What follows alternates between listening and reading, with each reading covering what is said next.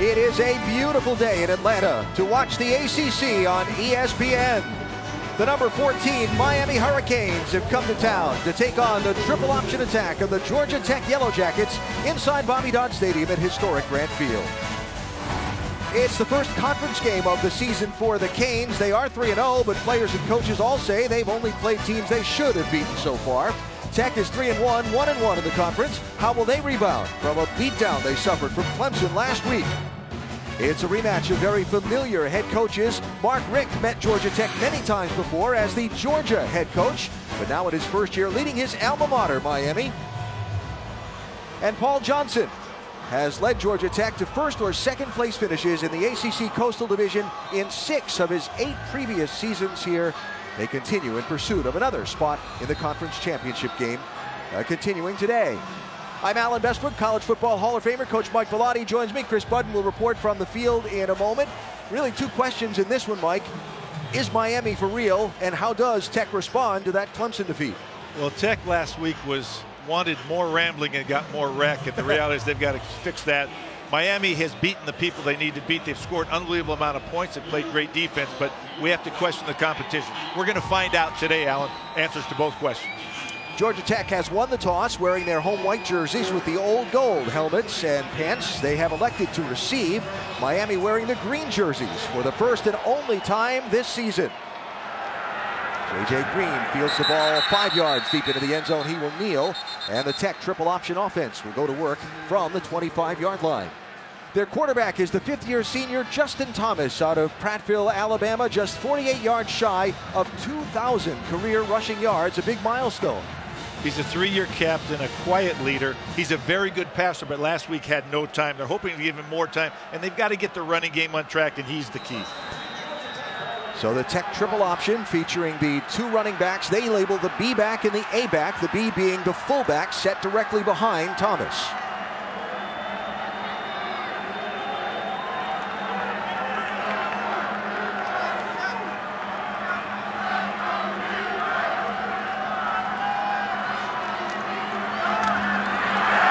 It'll be that B-back Dedrick Mills, and he gets nothing against this Miami defensive front.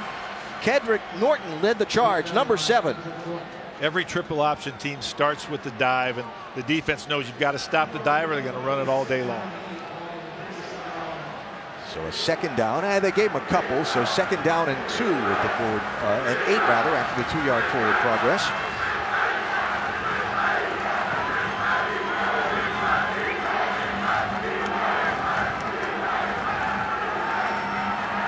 Again, up the center to Dedrick Mills, the young freshman from Waycross, Georgia, who has been pretty solid in his first few games for the Ramblin' Wreck. The season so far, of course, the big late rally to win their opener against Boston College over in Dublin. Big win over Vanderbilt, but then that very difficult game against Clemson last week, and now a 3rd and 6 here for the Jackets. And this is not the position they like. They'd rather be 3rd and 1, 2, or 3. 3rd and long scares them a little bit. It's not their motif.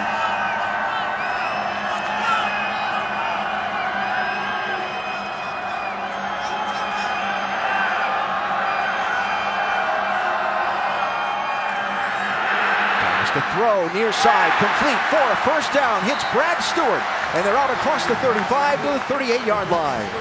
And that's a much better start. They want to control the football today via the run primarily, but they want to protect their passer. Justin Thomas got time that time. He's a very accurate passer when not under extreme pressure.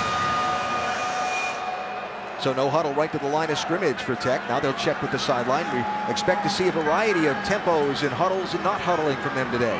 They're going to be no huddle, but they spend a lot of time making sure they get in the right play, counting numbers.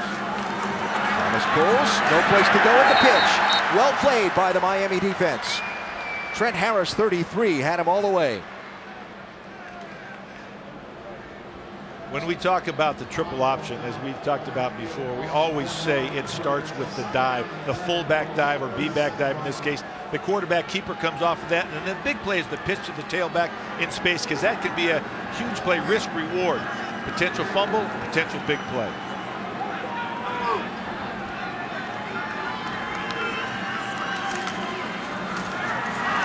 There's the pitch. Mills Tackles with some running space. And he's out almost to midfield before he's stopped by Cornelder with a nice open field tackle. Miami, one of the difficult things for them is finding the speed and tempo with which Georgia Tech is going to play. You depend on your scout team to give you a look. The scout team can never do it as well as you're going to see it in the game from a team like Georgia Tech. So you got to be able to react and then tackle in space after defeating some blocks. Miami's got 3 true freshman linebackers who've never seen this triple option attack before. They have to learn to play fast. They have to learn to trust their eyes and make sure their gap and assignment sound. Thomas buried. Or you can just say, let's go blow it up instead. Very nice. Gerald Willis there to make the stop for the Canes. When you defend the option, especially Georgia Tech, we talked about canceling the dive.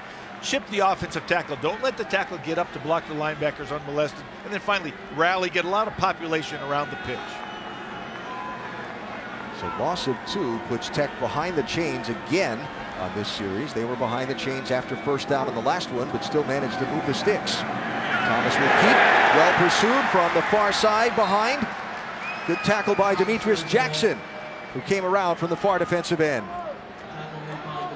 Once again, 3rd and long, 7+ or more is not what Georgia Tech wants. They want to get to those 3rd and manageables where they can run the football. Right now, Miami doing a good job of forcing them a 3rd and long, but must stop them in this situation.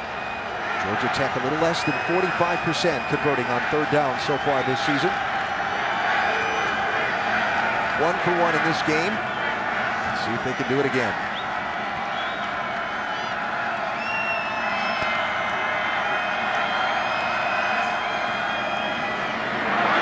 Coming near side, Clinton Lynch had a nice gain, but he's going to be stopped shy of the line to gain, and there are 2 flags on the field. And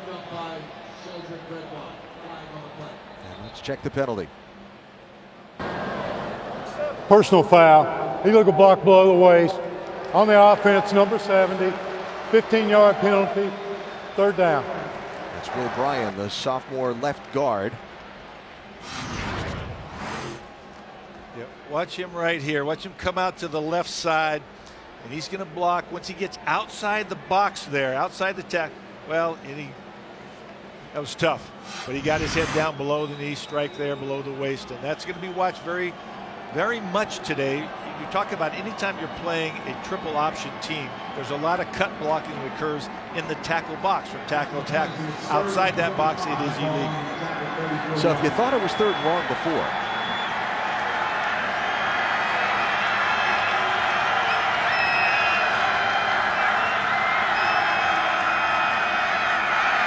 comes back near side, hooking inside to make the grab. It's Michael Lance Davis, but Miami on top of that one, and it'll bring up 4th down for the Jackets. Did a nice job of getting pressure on the quarterback. That was a screen play, and the corresponding linebackers and DBs involved in coverage came up and stopped that screen before it got started. Once again, Georgia Tech does not want to be 3rd and a million. They've got to control the line of scrimmage a little bit better on the early downs, 1st down, to get to manageable 3rd downs. So Ryan Rodwell, the 5th-year senior punter from DeLand, Florida, is on for Georgia Tech. Braxton Berrios is back deep to receive for Miami. He does have a punt return for a touchdown this year. Good kick. He'll take that one back on his 10.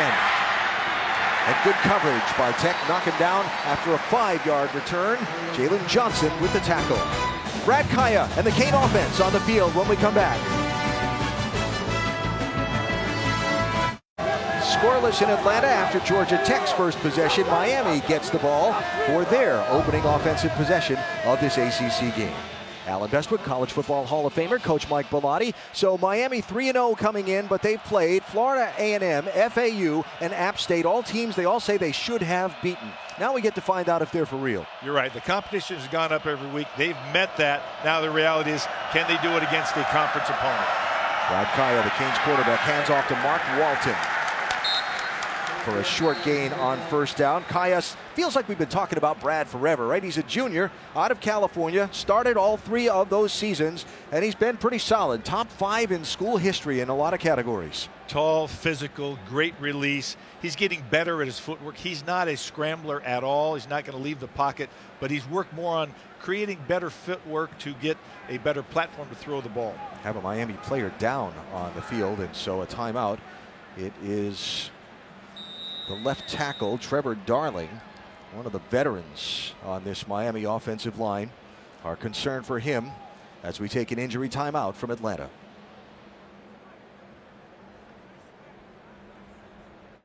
ESPN College Football, brought to you by Coca-Cola. Taste the feeling.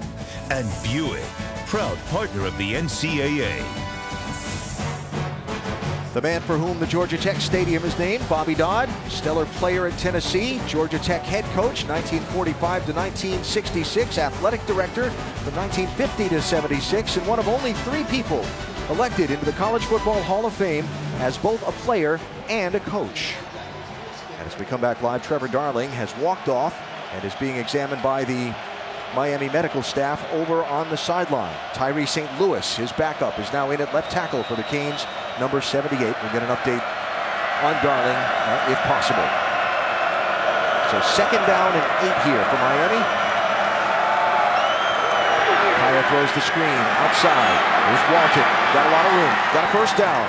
Nudged out of bounds on the far sideline by A.J. Gray for Georgia Tech. Mark Walton, the sophomore from Miami, right now tied for 3rd in rushing touchdowns and tied for 4th in points per game. He's been spectacular in the Cane running game so far this season. He's explosive. We went all the way for a touchdown last game on the first play, but they talked a lot. Georgia Tech has to defeat the screen game of Miami today. So out to the 21-yard line for the fresh set of downs for Miami. Kaya going to throw a long ball near side. Caught somehow through traffic. How did Stacy Coley pull that one in? Because Stacy Coley is probably the best receiver on the field, but Brad Kaya is getting great protection. He's got a chance to set his feet. Look at him drop back here. See, he looks at it all the way, but he puts this ball over the top in a very small window, maybe slightly misjudged by the defensive back, but tremendous throw and catch. I thought Lance Austin had that played well for Georgia Tech, but he didn't get the ball, and Coley did. There's the handoff again to Walton inside. And I suspect the first of many times today we'll hear from Chris Cotter. Hi, Chris. Hello, Alan and Mike. Let's check in on what's happening at Notre Dame and Syracuse. So DeShone Kizer says he wants to get back to having fun. Is this fun for you right here? Equanimous St. Brown. That's his 2nd long touchdown catch of the day from Kizer, 16-6 Irish. Wow. Putting a lot of points on the board. It'll be a fun day for the Irish, a win that they really need. Walton tackled by Lamont Simmons for Georgia Tech. And, nice gain there on the first down. Coach has made the comment that Mark Walton will press the line of scrimmage, which means he'll run straight ahead and set up blocks and then bounce it outside. He's got the speed and the quickness to adjust on the fly. So they move it down to the 38-yard line. Walton again, this time sniffed out well on the far side. That was Lawrence Austin and Rod Rukshanong for Georgia Tech, who are all over that one. In the chess match of this college football, Miami wants to spread out the Georgia Tech defense. Georgia Tech is very comfortable playing against multiple tight ends. It's a tough downhill style. They're less comfortable confronting speed in space. So loss of a couple. Now Joseph Yearby, number 2, into the backfield for Miami. Walton to the sideline. Yearby, the junior out of Miami, also having a really good season. He'll have the ball here and some space. Makes one miss. And he'll be all the way across the 30-yard line and pick up the first down for Miami. Yearby with a very sudden move. Nice job. Miami going tempo here pretty quickly. They like to slide into this when they have a team on the ropes. There's Yearby again. He's got room. And he's got a touchdown for Miami. Joseph Yearby.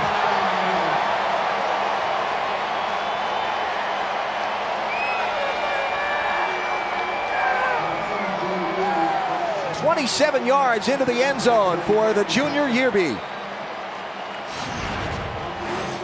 You can see there's nothing fancy about it, just a power play to the right. He finds a seam there, hits it. The DBs are out of position, and he's got the speed to finish the play. So now Michael Badgley on for the point after try for the Canes. His 67th consecutive made point after try for Badgley. So long drive down the field. Brad Kaya 3 for 3 passing on that one. 85 yards and 8 plays, capped off by the 27-yard Yearby touchdown.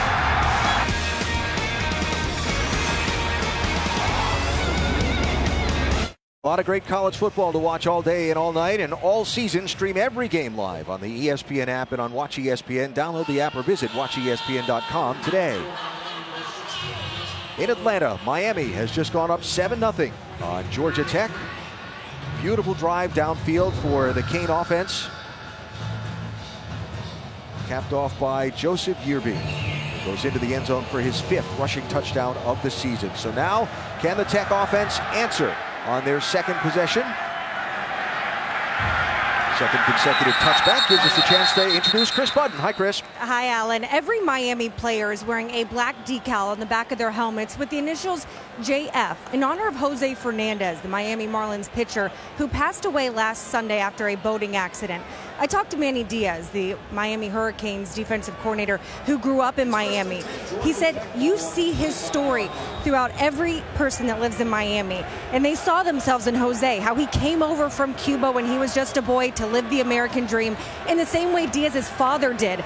He came over at 9 years old and eventually became the mayor of Miami. So the emotional impact of Jose Fernandez's death at just 24 years old still resonates with the people of Miami. Absolutely, Chris.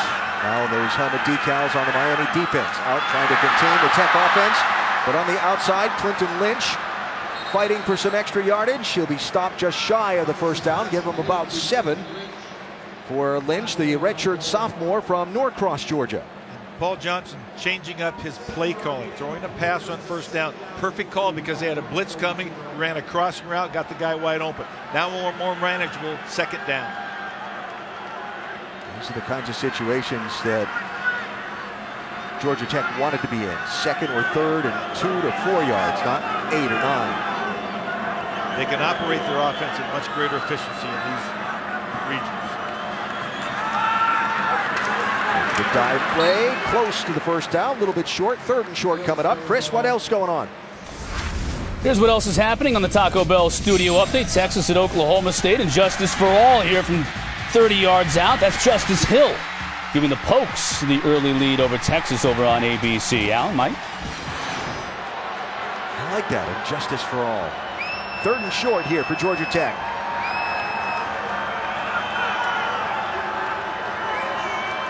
For Georgia Tech, remember the hold on roll was 4-down territory. Yeah. There's the pitch to Lynch.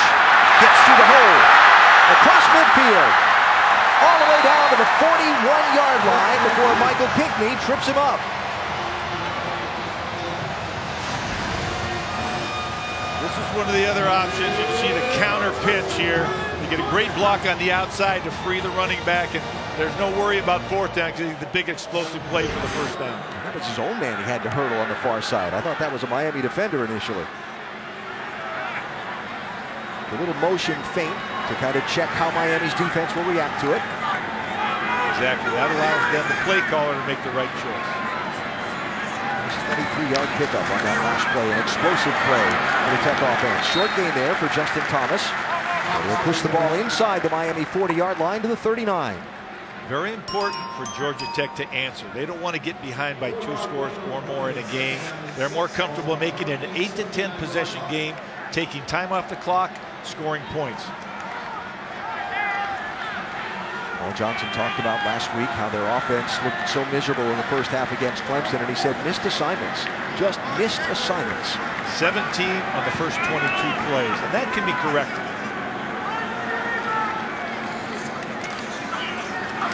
Mills with a big gain on the fullback dive, and he's down to the 30-yard line.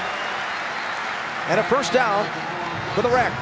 They like this true freshman. He loves to play football. He's not a burner, but he's big, tough. He can break tackles. He weighs almost 220 pounds as a true freshman.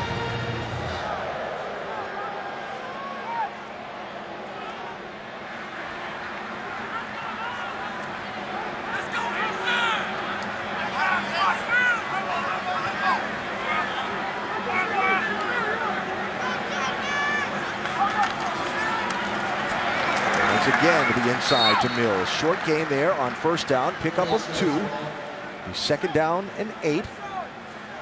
Reminder that we've got 3 AP Top 10 matchups this weekend. One last night, done in convincing fashion. The second happens next. Number 8 Wisconsin against number 4 Michigan. And then tonight, it's 2 of the top 5 in the ACC. Louisville against Clemson on ABC. Both games streaming on the ESPN app and on Watch ESPN. Heisman Trophy playoffs. There's a lot at stake. Ask you who you like in both of those games in a bit. First, let's check the second down play. Thomas with the pitch. Nicely done. Far side. Picking up good yardage. J.J. Green pushed out of bounds by Jamal Carter, but he's inside the 20-yard line to the 17. And they're A-back or slot backs are their guys.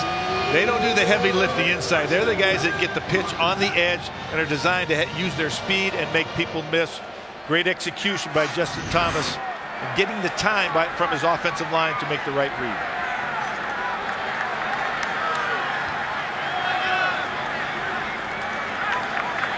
Clock ticking here. Of course, part of the goal of this Georgia Tech offense, always stay on the field, run clock.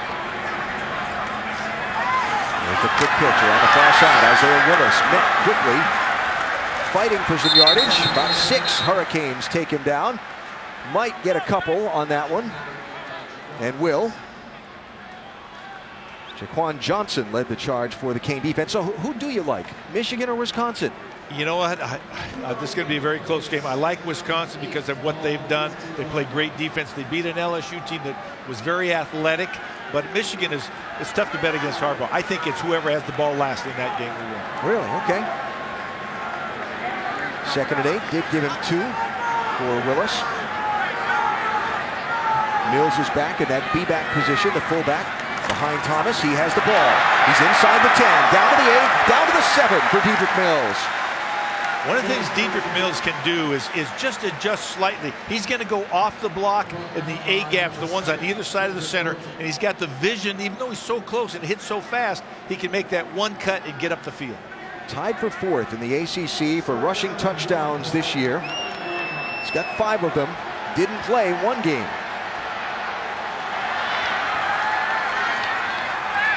So 1st and goal as the clock runs toward the end of this first quarter.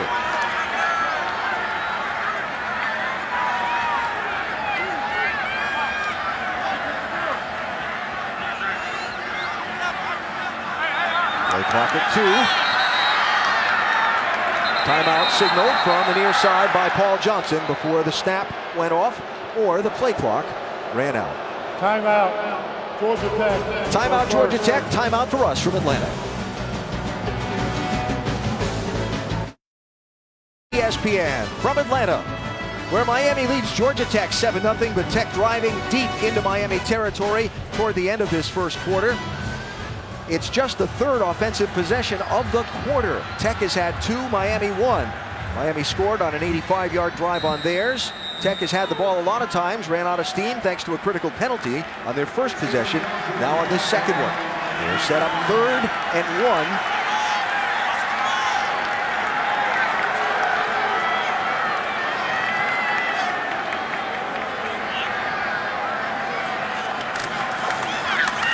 Will hand off inside, and Mills pushing forward should have the yardage for a first down, but it might depend on the spot.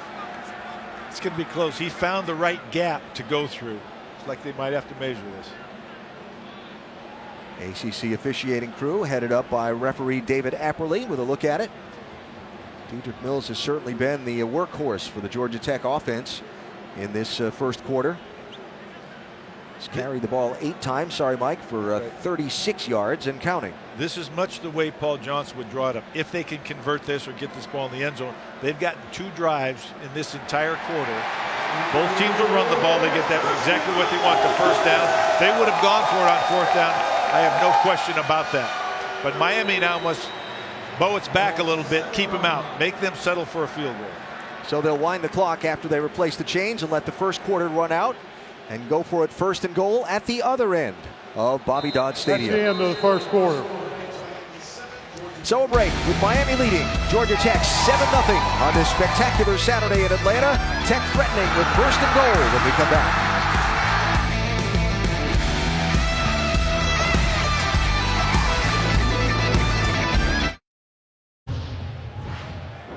ready for the second quarter in Atlanta. Miami has still not given up a point in the first quarter yet this year, but they're in danger of giving up some to start the second. As Georgia Tech, in a drive that started at their own 25-yard line, is down to the Miami 7 with first and goal to begin this second quarter. Our Investment coach Mike Bellotti, Chris Barton, and our ESPN college football crew as Justin Thomas leads the Jackets out to try and continue this drive.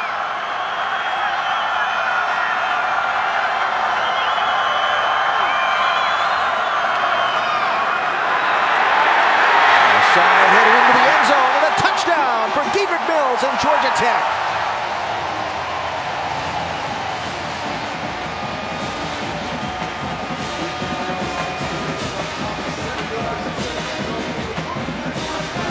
After what they went through against Clemson last week, that has to be a really confidence-boosting drive for the Jackets. Absolutely, no question. They did a great job. That's the way to respond. And the game also was working out. There was only 3 possessions in the entire first quarter, and now we have a tie. We may have a tie game. Point after try on. Harrison Butker to kick for Georgia Tech. Good hands by the punter Ryan Rodwell to pull that snap in and get the ball spotted. So an 11-play drive that took up, get this, 6 minutes and 23 seconds, resulting in the Mills touchdown. Watch this play going out this way. Watch the blocks that create the great opportunity for him to get inside. He takes that one step to get going. Now, great block at the edge, great block outside by the receiver on the DB, and then power to get into the end zone. So that slight movement before the snap, because he's the running back and he's going sideways. Going laterally is totally legal. It's just like going in motion. Yep. Just to get a step on the defense. So the key play in that drive, the 23-yard run, remember, by Clinton Lynch that gobbled up a bunch of ground. An explosive play, if you will, for Tech. And so we're even at 7 apiece, just inside the beginning of this second quarter. And you know, not to repeat myself, but after their offense went nowhere against Clemson in the first half last week, that's got to do a lot for the Tech confidence. One, I think Clemson has a tremendous defense, very, very talented. But 2, Paul Johnson talked about the mistakes they made were very, very correctable. And it wasn't a lack of ability, it was just a lack of focus. So they're focused today. Malcolm Lewis will take the kick at the back of the end zone, and Miami will start on the touchback, and we check in with Chris Cotter. Okay, gentlemen, a couple of Big 12 scores to tell you about. How about Iowa State? Look at those cool uniforms that the Cyclones are rocking today, and rocking the passing game, too. Joel Lanning, nice move that time by Deshante Jones. Couple of them, he scores 7-0 Iowa State right now in Ames over Baylor. Meanwhile, Texas and Oklahoma State. This is a great receiver here, James Washington. Big target. Texas can't bring him down. It's now 14-7. The 18-wheeler just scored for Texas over on ABC. Trucking into the end zone, was he? Sorry, Chris, couldn't resist. So Miami's ball, Brad Kaya and the Cane offense starting at their own 25-yard line. They march down the field into the end zone on their only possession of the game so far. Kaya throws outside, had a receiver. It's a little too far out in front of Amon Richards and incomplete. So Miami comes in at 3-0 in their first season under new head coach Mark Richt. The teams that they've played, again, all the coaches and players that we spoke with said these are teams we should have beaten. Well, now it gets serious in conference play. No question. It's a major step up for Miami in terms of the competition today. Kaya with a nice fake. Near side, dumps it out inside. And it is in and out of the hands of the intended receiver. That was Christopher Herndon, the tight end, who faded out late. And a third down comes up and long for the Canes. That is not Kaya's strength. He's not. They don't want to move the pocket too much, but that was more a credit to Georgia Tech's defense. They had plenty of time to throw. Nobody could get open down the field and try to put a ball into a fairly tight window. And now Georgia Tech has the Miami offense where they want it. 3rd and long. They can either choose to blitz. They want to get pressure with only 4 if they can.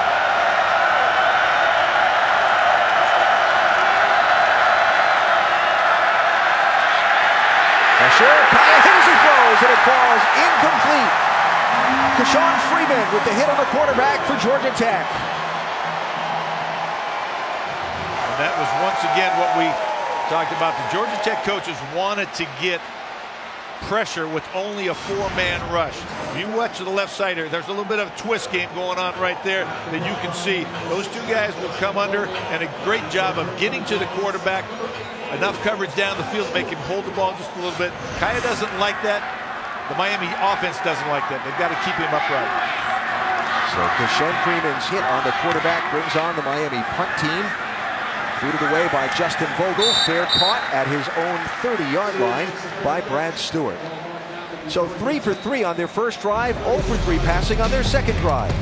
And Miami goes off the field without getting any points. We're tied at 7 here in Atlanta.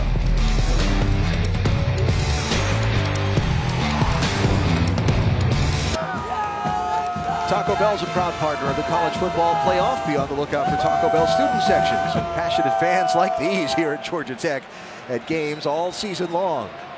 Why not? It's a beautiful day for a ball game and a good one so far. Georgia Tech and Miami tied at 7 in the second quarter.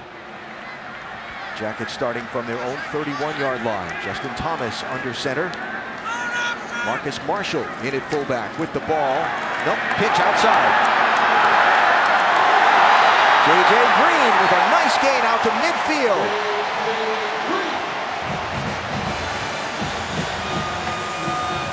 He faked me out. Well, that's the design, by design, I guarantee you. The dive back inside, you see they take him. Quarterback gets the edge, reads the pitch key. Great job of spin move to extend the yardage. Another explosive play for the Tech offense. Didn't have anything on their first drive. Had 2 now in the ball game on their last 2 drives. This one and the one before. There's the pitch to the outside. Marcus Marshall tries to get to the edge. He'll get a few on first down as we check back in with Chris. All right, gentlemen, Buckeyes off to a slow start in Columbus today, but they do get on the board here late in the first quarter. J.T. Barrett finding Dontre Wilson after he steps away from the pressure. So Buckeyes go up top 6-0. They miss the extra point over in Columbus. Never makes the coach happy when you miss the point after kick, does it? No, you expect those to be automatic, and when you miss them, you go, oh my gosh. Yeah. Now do I have to go for 2? I don't know. Not till the second half. So Georgia Tech into Miami territory on this drive already. J.J. Green again. He'll have the first down before he's knocked out of bounds, down at the 40-yard line. Right now, Georgia Tech is exploiting the outside. Miami's interior front 7 has to deal with the cut block, the block below the waist. They're doing a decent job of that, mainly canceling a dive. But what's happening, they're a man short or half a man short on the outside. Georgia Tech exploiting that. Manny Diaz, the defensive coordinator for the Hurricanes, knew that his team would have to adapt to the cut blocks, to eye discipline, maintaining assignments as you try and defend this option offense. Paul Johnson says on the other side, he said, look, this option offense has got an answer for everything you throw at it if, capital letters if, we execute it right. If you execute with emotion. Thomas to throw, take a shot, middle of the field, got a receiver. Penalty flag is out. J.J. Green with the ball. Marker back behind the line of scrimmage. Holding. Offense. Number 58. 10-yard penalty. First down. That's their 5th-year senior center, Freddie Burden, one of their team leaders. And they'll bring that one all the way back. He's their best player up front, too. He really, but it's always difficult. Here, you're going to watch this matchup right here. See what happens as they go. It's a play-action pass, so they sort of fake the pitch. He's got him, and right there, unfortunately, when the guy gets beat, he sort of grabs that, just a little bit of a trip style. The jersey, then the trip. Yeah, no wonder there were 2 flags on the field. So on their first drive, Jackets had a costly penalty that took away a big play. Just happened again, and they're all the way back at midfield. Thomas will make the outside pitch. A nice bounce off by Marcus Marshall. He was hit behind the line of scrimmage, and he lunges and powers forward for a short gain. And the reality is that's actually a really good play by the Miami defense. Manny Diaz talked about getting population at the ball. There was 4 or 5 Hurricanes there to make sure even if one guy missed it, the other 3 or 4 are going to clean up that tackle. There's a look at Diaz. Says it has been a great 8 months working back again with head coach Mark Richt back in his hometown. Georgia Tech wants to get half the yardage just to get back to a manageable third down situation. First time mark is all the way at the Miami 30-yard line. Tech will take their second timeout as the play clock was running down again. We'll take a break, tied at 7 in Atlanta.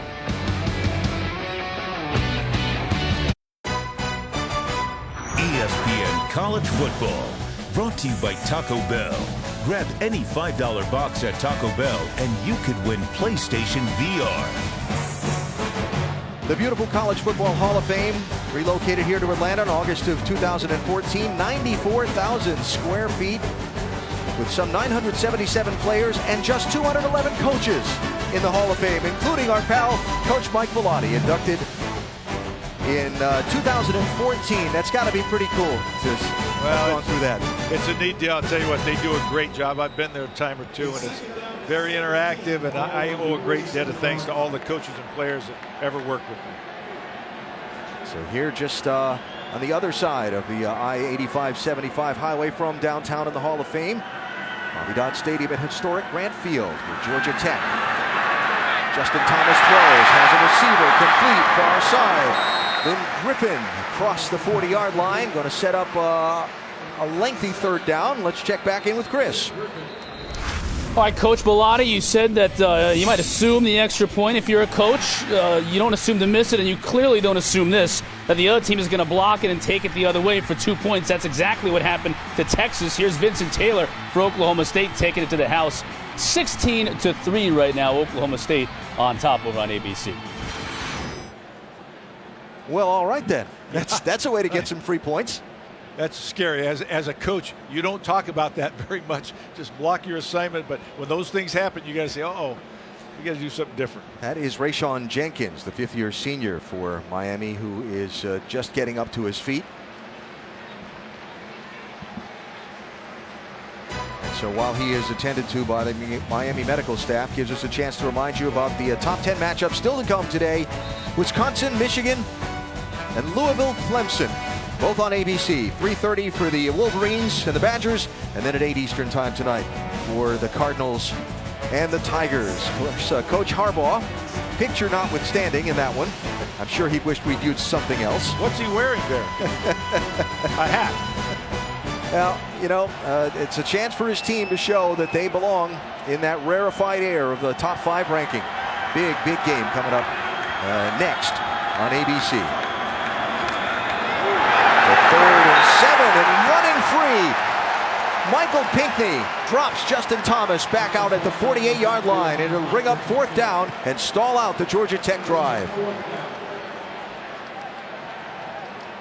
One of those freshman linebackers is able to make plays. Watch him right there coming in just to the left of the center, as you can see this, and nobody blocks it. That's a mistake. You've got to control the A gaps, at least in terms of pass protection. It's one of those missed assignments. So the freshman from Jacksonville takes advantage of the opportunity. So the punt team comes on for Tech to try and pin the Canes deep if they can. Ryan Rodwell floats one in. Fair catch signaled for and made by Braxton Berrios. 5 minutes gone, second quarter. Miami will get another shot at the ball. Back with our Polaris Drive recap at Miami's lone scoring drive of the game so far. Starts with a great throw by Brad Kaya. Tight window. Finds Stacy Coley, his #1 favorite receiver. And then watch Lamont Simmons, #6 here. Unfortunately, gets his eyes caught in the back. Didn't see this. Yerby takes advantage of that. Runs it in. Quick score. So that was an 8-play, 85-yard drive for Miami. Trick is that Georgia Tech has held the ball a lot.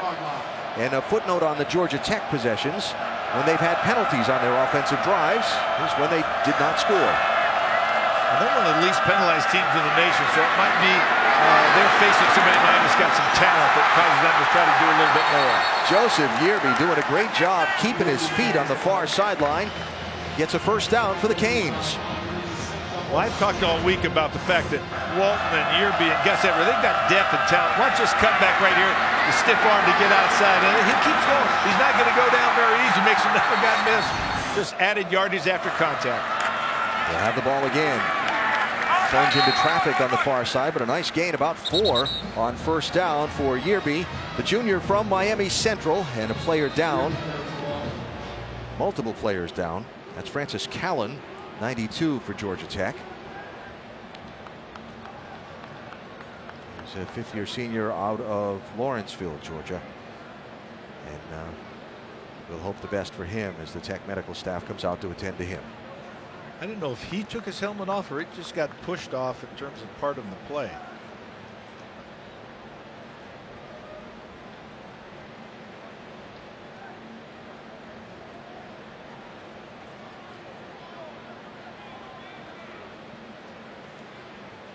And then if he got wrapped there when that helmet came off.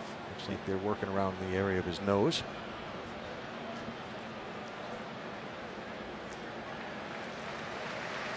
Good to see Callan on his feet walking off.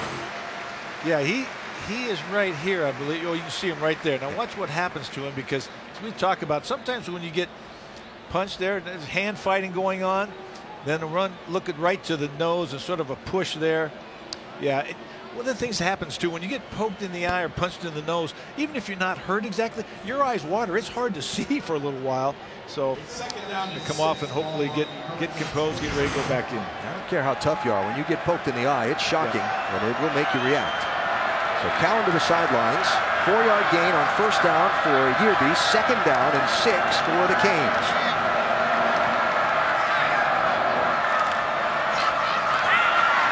Yearby again. Some nice running once he got into that Georgia Tech secondary as well with big yardage. You know, I'm interested to see. I mean, Yearby's doing a tremendous job, but Mark Walton was the guy. I don't know if he got dinged a little bit or they're just going with the guy that has the hot hand, but Yearby's answering the questions and answering the call. How about this? On 4 carries, 50 yards for Yearby. We say no more with the tackle that time, and Yearby adding to that total. So really having a big game so far without, yards per carry being huge there for Yearby. Why not? Keep riding that horse. First down, Hurricanes out to the 46-yard line. And how about this? Miami's a better rushing football team than Georgia Tech. That doesn't happen very often, but that's what Mark Richt brings to this game. He's got a balance of run and pass and a lot of different formations that create problems for the defense. So now the third of the tailbacks for the Hurricanes comes in. Number 7, Gus Edwards, the redshirt junior out of Staten Island, New York. Missed almost all of last season with a foot injury, but he's back this year. He'll have his 12th carry of the season. Fight forward to the 49-yard line. P.J. Davis, 40 for Georgia Tech, was the first contact there. And Davis coming up a little bit gingerly. And another Tech player near side getting attention. It's Patrick Gamble, defensive tackle from the inside. That's the 2 starters both on the inside. Right now the physicality and the athleticism and the size of the Miami offensive line is really controlling the line of scrimmage. By the way, Trevor Darley, we saw him lip off earlier for Miami, is back in at left tackle, 73, so that's good to see.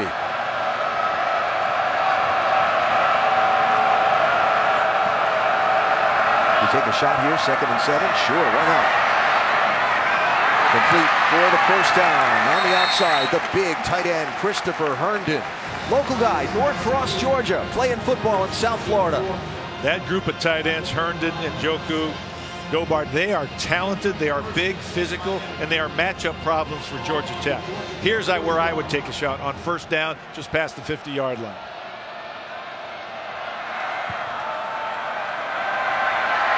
Throws complete. It's Coley.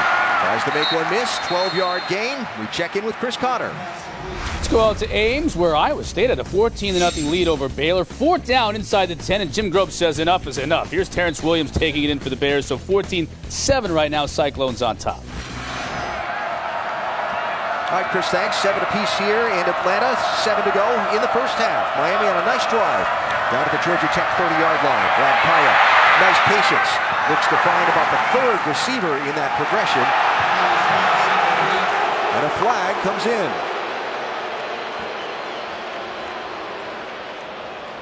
Check that. No flag. Personal foul. Oh, there is a flag. Okay. Roughing the passer. Defense number 99. Half the distance to the goal. first down. Yeah, this was late. Kaya was trying to figure out what to do with the football. Got sort of stranded in the pocket. Watch him come back here, sits, pats his feet, step. Doesn't really reset his feet, but then it's the finish of taking the quarterback to the ground. You can hit him once the ball's gone. You cannot finish that tackle or fling him to the ground. Desmond Branch, the redshirt sophomore out of Rio Rancho, New Mexico, with the flag. So advance the ball down to the 19-yard line. Third penalty for Georgia Tech, one of the least penalized teams in the country. Paul Johnson will not be happy about the penalty.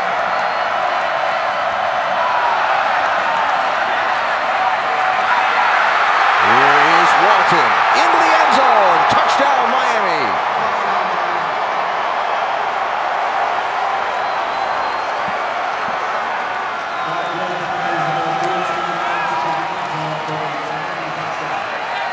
Nice job in terms of the execution. And Walton obviously wanted to regain his stature a little bit. He says, I need to do something with the ball. Those other guys are showing me up. One of the Georgia Tech defenders pushed toward the line. I think some folks thought that play might have been stopped for contact, but he didn't touch anybody. And Miami kept going all the way into the end zone. And now the point after kick by Badgley is good. Miami gets 14 on the board. Great drive downfield, 9 plays, 90 yards, and Mark Walton into the end zone for the Miami touchdown.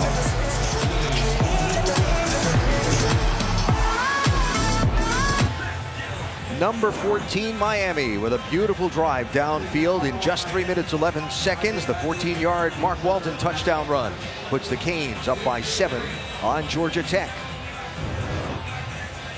So can the Jackets answer here? Remember that the 2 drives that have stalled out for Georgia Tech have stalled out by offensive penalties.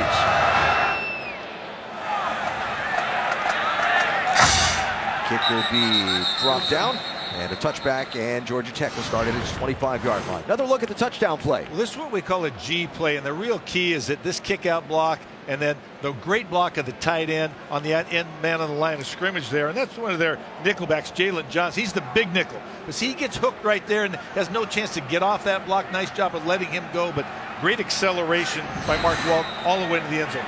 He wants more carries today, he's telling me. He's carried the ball 5 times for 25 yards and a touchdown. Joseph Yearby's carried 6 times for 63 yards and a touchdown.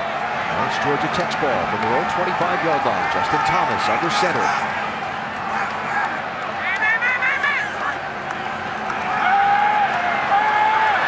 Good pressure. Drops, just barely gets back to the line of scrimmage as we get back to Chris Connor.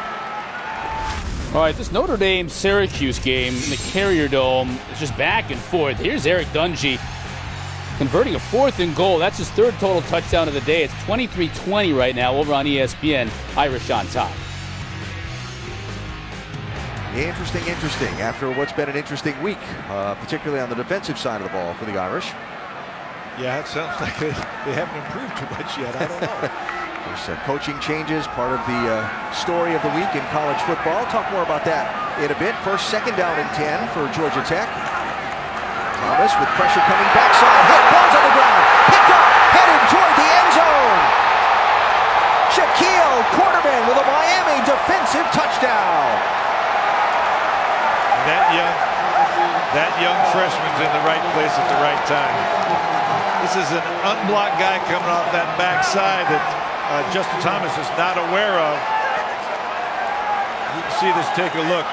They're throwing the ball more out of necessity probably. They threw it on 1st down, which put them in a long 2nd down situation, have to throw again. Quarterman and one of that trio of true freshman linebackers for the Canes out of Orange Park, Florida. With the defensive touchdown, and now Michael Badgley on for another successful point after try. Sudden change points on the board for Miami. The edge, okay, got it. In 32 seconds, the Miami Hurricanes have just scored 14 points. One by their offense and another touchdown by Manny Diaz's defense. And it's suddenly 21-7 for the Canes over Georgia Tech. That's the way you like to do it, have all aspects of your team help out the win. So another touchback, and Georgia Tech's offense better regroup quickly because they're coming right back onto the field. Let's show you how this occurs. Watch this man right here, Trent Harris. He's coming off the edge unmolested. And then watch Quarterman. He's inside there somewhere. He's going to find the ball after it hits the ground. Here's the hit. There he is. And then good hand. Quarterman, well, he's a freshman in the right place at the right time. He's loving it. I'm assuming that might be his first college touchdown. I don't know, but take a look. The quarterback has no idea his backside is not protected, and the quarterback, nice scoop and score. So 21-7, Miami. Georgia Tech's offense back on the field just like they were about 3/4 of a minute ago at their own 25-yard line. You know, we had an old adage on defense. When you're in the city, you fall on it. When you're in the country, scoop and score. When nobody's around the ball, scoop and score. That's when you're in the country, huh? Yep. J.J. Green got a couple around the far side on the pitch. Knocked out of bounds there. And so 2nd down and 8 for Georgia Tech. Now here's a real test of your morale and your offense's attitude, right? Absolutely. And penalties and turnovers have hurt Georgia Tech today. The offense, though, can take the ball. They've got to find a way to score here to quell the momentum that's on Miami's side. Remember, Georgia Tech had 2 offensive drives killed out by big penalties. One after they had converted a long 3rd down, came back on a holding call.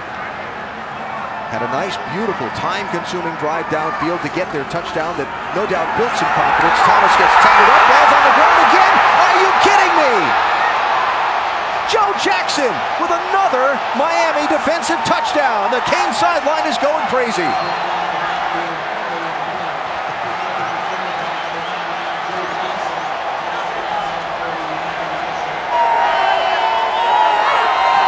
Previous play is under further review. Was Justin Thomas down or not?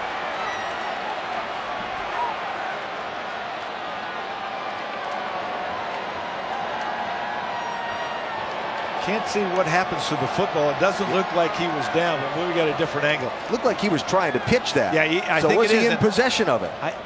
I think it's out. I just don't know if it came out quite cleanly in his hands. Maybe he decided to hold back on it, but I don't think his knee was down. I'm not sure we get a definitive view. This is a better look, probably.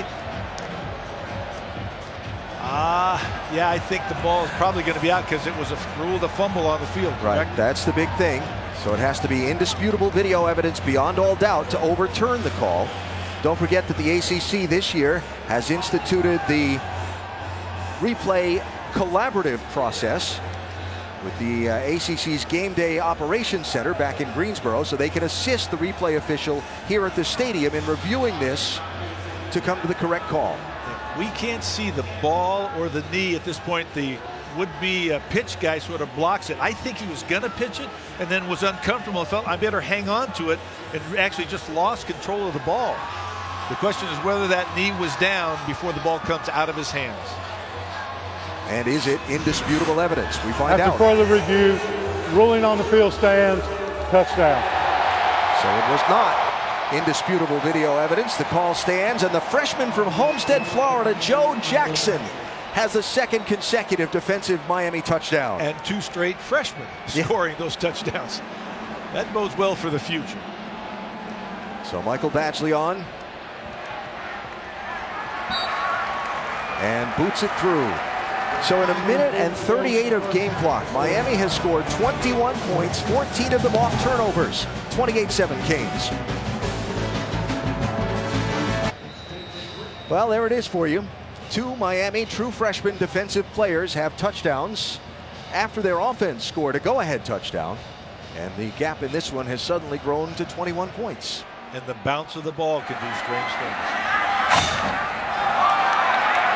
Getting down that before a Miami defensive player gets there. And we check in with Chris. All right, gentlemen, Texas and Oklahoma State are going back and forth as well. Here's Tyrone Swoops. It's the 18-wheeler scoring for the second. Look at, get off of me. 2nd time in the game. He keeps it and scores. That gave Texas the lead, but Oklahoma State came right back. Travis Rudolph, he keeps it, fools everybody along the left end and makes it 23-19. Right now, Oklahoma State on top. Yeah, back and forth they go. And here in Miami, back they go. Here in Atlanta, rather. Back, as in they keep fumbling the ball. With these last 2 Georgia Tech possessions, and Miami's turned them into points. So now Justin Thomas needing to gather himself and his team, try and do something here. Their own 25-yard line. Got to settle down, make some plays. That's the pitch. Look at that tackle. Corn Elder. Absolutely stacked up J.J. Green as we check down with our Chris on the sideline. Well, I've been watching Justin Thomas during those last couple possessions, and he's obviously very frustrated. Was coming to the bench, sitting by himself. Now, Paul Johnson has asked him to step up as a vocal leader, but it hasn't been that other players coming to support him. That should have been a tough stretch, and he will need to pick the chin up off the chest and get going here. And obviously, this Miami defense coach gaining a lot of confidence in defending this option. Nice fight through by Clinton Lynch. Doubles back this way. Out to midfield. Lynch, the sophomore, into Miami territory with a second huge gain that he's had in this one. This is pretty much an individual effort.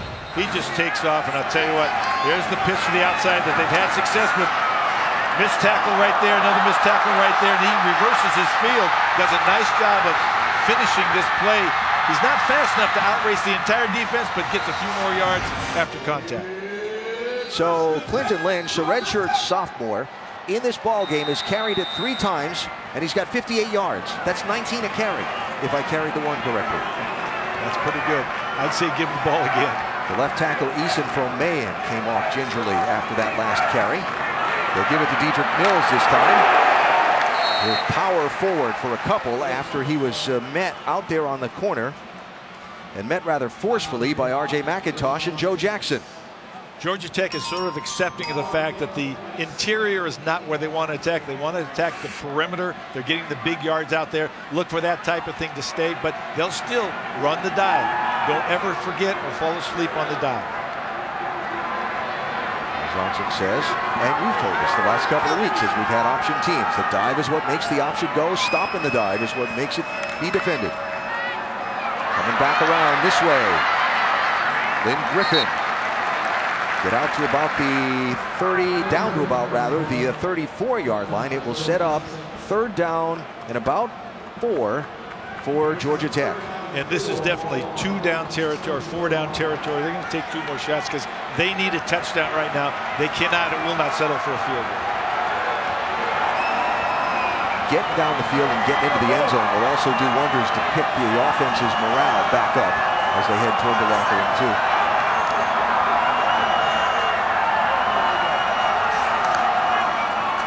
The counter coming back inside and tripped up as he tried to push his way forward. Michael Pinckney there with the stop for Miami.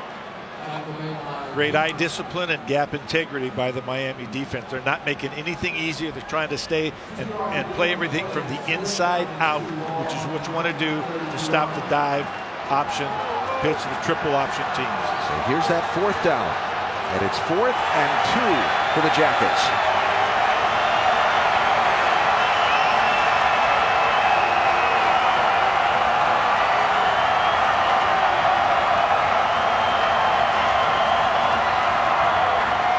Searcy with his first touch. He'll have the first down into the inside the 30-yard line of Miami. Big carry there for Quay Searcy, the redshirt sophomore out of Barnesville, Georgia.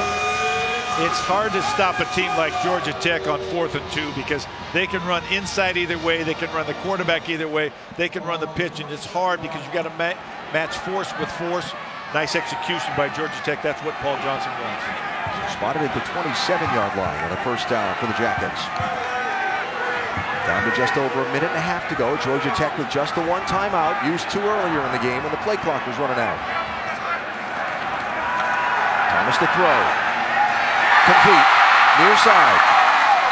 Out of the backfield, Lynch again will bring the ball down inside the 15-yard line and a first down for Georgia Tech.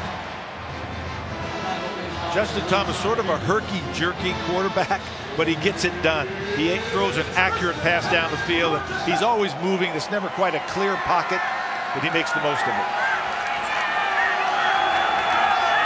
Thomas 6 for 6 throwing the ball today. Pitch to Mills. Hit. Powers his way forward inside the 10, down to the 9-yard line, and the clock running inside of a minute to go. And a timeout is taken by Georgia Tech, their last timeout. Minute to check in with Chris Cotter. All right, gentlemen, Dave and Buster's halftime report coming up in just a few moments. We're going to talk about Baylor getting a big test on the road in Ames. The Gators trying to bounce back after that disappointing loss to Tennessee last week. And how impressive was Washington last night? We'll look back on their big win over Stanford. Butch and Jonathan here with me as well. Dave and Buster coming up. All right, Chris, thanks. Yeah, how impressive was Washington last night? Wow. Oh my gosh, they just destroyed Stanford, and I really, Stanford was down 3 or 4 starters though, I think, which didn't help them any bit. Washington looked so poised, so polished, and they fed off the emotion of the fans in that stadium. Absolutely did. You know, I think they might have taken a full time out here because Freddie Burton, their starting center, was down, and I think they were going to have to pull him out. So I think they're really afraid of playing anybody else but him at center. I think that's why they took the full time out and burned it right there. So no timeouts left for Georgia Tech as they try and punch the ball into the end zone with 53 seconds to go. They have 2nd and 6, and the ball is at the 9-yard line. Impressive drive for the Jackets after 2 fumbles turned into scoop and scores by Miami. Completely turned what was a close game into one heavily tilted in favor of the guys wearing green. And in order to keep this a game, Georgia Tech needs to get this ball in the end zone. No turnovers, no penalties in this first half on Miami. And of course, Tech with the 2 turnovers and a couple of critical offensive penalties. So now that's 2nd and 6.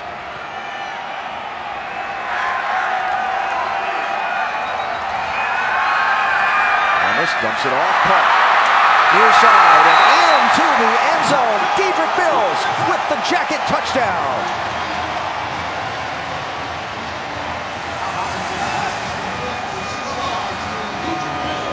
Justin Thomas may have put the ball on the ground a couple times today, but when he's throwing the football, he's lights out. Has he thrown an incompletion yet?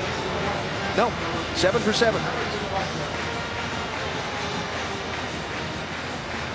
And now the point after try from Harrison Butker to try and make it a 14-point game.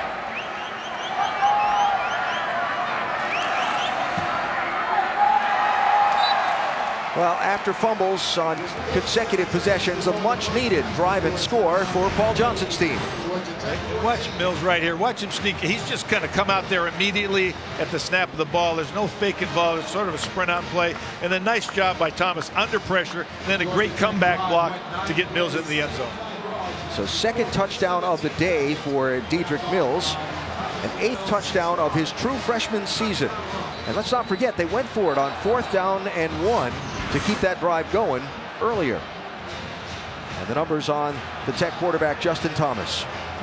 Yeah, that'd be a pretty good day other than the fumbles. And yes. One was absolutely not his fault. That backside hit that jarred the ball loose from him, it's hard to talk to a quarterback about that because that's on his protection. So 47 seconds to go. Miami with all 3 timeouts. Let's remember this Hurricane offense has been quick strike this season so far. 20 of their touchdown drives this season, of them, 11 have taken less than 2 minutes.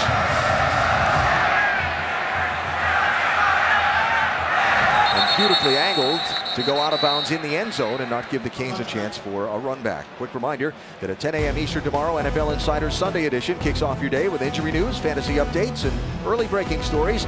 Then at 11, the new Sunday NFL Countdown crew. Chris Berman, Trent Dilfer, Charles Woodson, Matt Hasselbeck, and Randy Moss take you up to kickoff. And of course, the shows are both streaming live on the ESPN app and on Watch ESPN. Pretty good accumulation of talent on that countdown board. And accomplishments. So Miami 75 yards away from the end zone. Their kicker, Michael Badgley, made a 57-yard field goal against Georgia Tech. It tied the school record. And we'll keep that in mind as Brad Kaya tries to move the team. They'll hand it off. Mark Walton will be stuffed after a 1-yard gain. With a lead in that field position, you try a running play. If it breaks, you sort of say, hey, let's get going. And if not, you're probably going to be content to just let the clock run out. Mark Richt is standing by the side judge on the far side. take the clock all the way down and then call the timeout? You know, I guess so. I'm not sure why when you're letting it run anyway. Yeah. Run another play. And then, Georgia Tech doesn't have any timeouts. Take a knee. Now, play clock and game clock just about matching up, so they'll just let it run out. Well, really, for Georgia Tech, how would they respond to Clemson? For the most part, well. For Miami, are they for real? They've looked solid, but they're in a fight in this one. Let's check downstairs with Chris.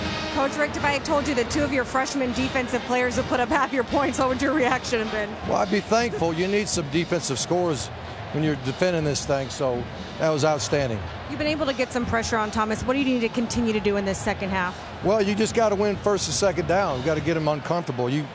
They get the yardage on first and second down. It's going to be a long drive and a long day. Appreciate the time. Good luck in the second half. Alan? So Mark Richt and the Canes head back into their locker room to talk about it more at halftime. They do so with the luxury of a 14-point lead thanks to 2 critical Georgia Tech turnovers deep in their own territory. 28-14 Miami. Chris Cotter, Butch Davis, and Jonathan Vilma have our halftime show back in the studio, gentlemen. Thank you, Al. Dave and Buster's halftime report. Butch and Jonathan are here with me. Some early action today, and man, it has been crazy already. I mean, this game week. Let me show you the way we do this thing. Spin it round, dip it down, till the baseline boom. Front, back, side to side, that's how we do the backward bump.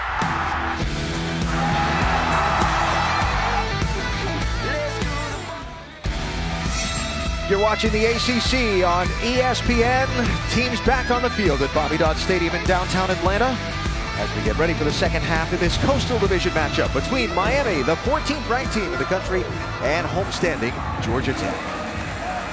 Alan Bestwick, College Football Hall of Famer Coach Mike Bellotti, looking at this first half. Really very evenly matched and evenly played match game between the two teams, except for the 2 turnovers. 2 touchdowns are fairly equal in yardage, but those turnovers are the difference. That's it. Now, the 14-point difference is the 2 defensive touchdowns. But Miami got off the fumbles deep in Georgia Tech territory. Miami gets the ball to start this second half. They'll start from their own 25-yard line after Yearby with the touchdown. Our performance recap brought to you by Dickies. And we're going to look at this. Unless the guy comes off the edge, hits Justin Thomas. Quarterman right there to scoop and score. Great job by the freshman. Another time now, pitch gets on the ground, mistake, but Joe Jackson is right there to pick it up and get in the end zone. 2 scores by 2 true freshmen, the difference in this game. Miami put up 21 points in a minute and 38 thanks to those. Otherwise, Georgia Tech's done a lot of what it wanted to. It ran the ball successfully. Justin Thomas has been perfect passing the ball. They dominated time of possession, but they gave up those 14 points off turnovers. Now, they get back in this game, but the first thing that has to happen is their defense has to stop Miami right now on this drive. Mark Walton, and the defense does get the stop. In fact, knocked Walton back for a 1-yard loss. Brandon Mitchell, 51, leads the charge. I think they heard you. I think they do what they have to do. Stop the run. Well, really think about it, right? Georgia Tech can't fall behind by another touchdown. They chose to receive at the start of the game. Didn't score on that first possession. Had a key offensive penalty that stopped that drive. Winning first down for the defense is very important, trying to get to a 3rd and long situation. Kaya hands off. Walton going to be boxed in and wrapped up on the far side. Kashun Freeman there, 42 for the Jackets. And it brings up 3rd and long. Talking to Ted Roof, he wants to be a situational blitz guy, and today if he does blitz, it would be a zone blitz. But he's hoping that his 4-man pass rush can get there and disturb Brad Kaya, get him off his spot. There's the defensive coordinator for the Jackets, seeing if his defense can get off the field on 3rd down. Miami's only had 1 3rd down play in the entire game. They did not convert.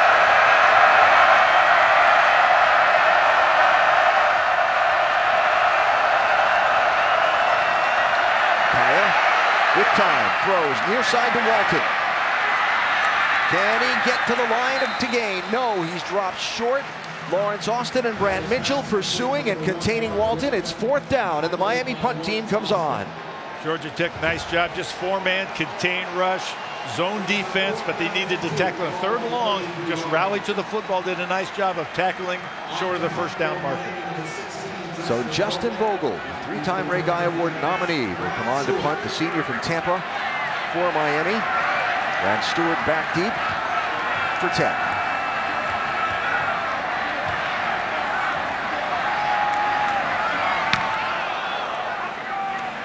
Stewart retreating.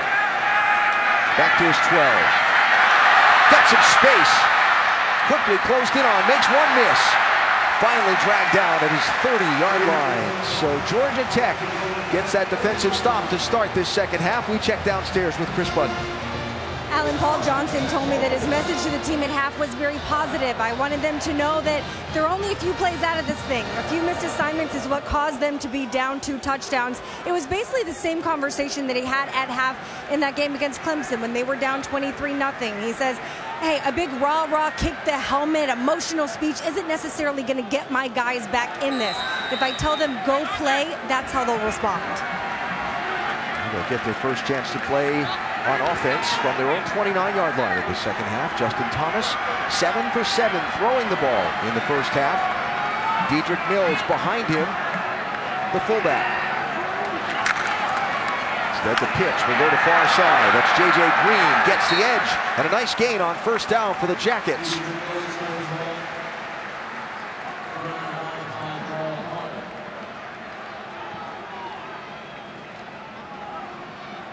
The breakdown on the triple option and what they've chosen to run against the Cane defense in that first half. Well, like I said, they're still running the dive enough times to get the pitch to work on the outside. The dive keeps the defense honest. So gain of 8 on that first down, make it 7. It'll be 2nd and 3.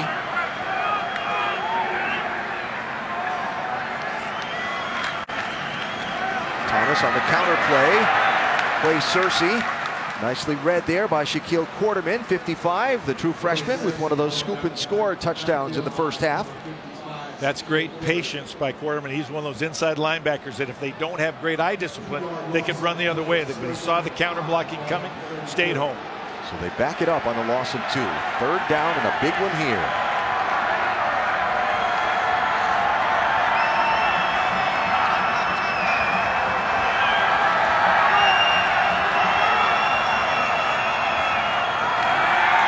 The throw with time. Almost picked off. Well read coming across the middle. Michael Pinckney, the linebacker, read the quarterback's eyes and got his hands on the ball. Their lead tackler, he also runs the alley as well as anybody. He's reading the quarterback's eyes. We've seen him come from the inside out. There he is right there on his screen, and he's running. See, he's watching the quarterback, gets a hand on it. He's pretty close to being maybe a pick at 6. Yeah, very close. So 4th down here, and the punter is on, Ryan Rodwell. Braxton Berrios standing at his own 24-yard line for the Canes. Dangerous return, man. Big booming kick, fair catch signaled for and made at the 21-yard line. And Miami gets the ball back there, leading by 14. Brad Kaya and company, ready to go back to work. ESPN College Football. Brought to you by Chick-fil-A. We didn't invent the chicken, just the chicken sandwich. What a great day for a ball game in Atlanta. Temperature to be pushing up close to 80 degrees. Mark Richt's offense, you'd say, has barely broken a sweat because they haven't been on the field very much at all. 24 offensive plays for Brad Kaya and company. There's the 25th. Kaya with a nice throw. Far side. Caught. Stacy Coley on the comeback. He's dropped by Corey Griffin. Just shy of the 30-yard line. 2nd and short for the Canes. You tend to get soft coverage when you throw on first down because the defense is thinking run. Throw on 2nd down. In and out of the hands of Coley. And incomplete. I actually like the placement on that throw. It was low where only his receiver could get it. Tough catch, but Coley's got to come up with that. So 3rd and short for Miami. Mark Walton is the running back next to Kaya. He'll have the ball. Looking left. They string him out. They drop him for a loss. Patrick Gamble, 91, had the penetration for Georgia Tech. Georgia Tech not only handled the tempo because Miami went up speed there, but they stretched the running back out and allowed multiple players to get there to make sure he didn't get to the first down marker. So very, very quick 3 and out for the Cane offense. They haven't converted a third down yet in the ball game, not that they've had that many. And Justin Vogel back on to punt once more. Good news, bad news about tempo. You don't get a first down, your defense is back on the field. Brad Stewart back deep, fair catch signaled for. Makes it at his own 34-yard line. Well, you know, we've been hearing from Butch Davis and Jonathan Vilma at halftime and in the studio during the ball game. We thought it'd be fun to hear from them during the game as the Miami Hurricanes play. We'll do that next.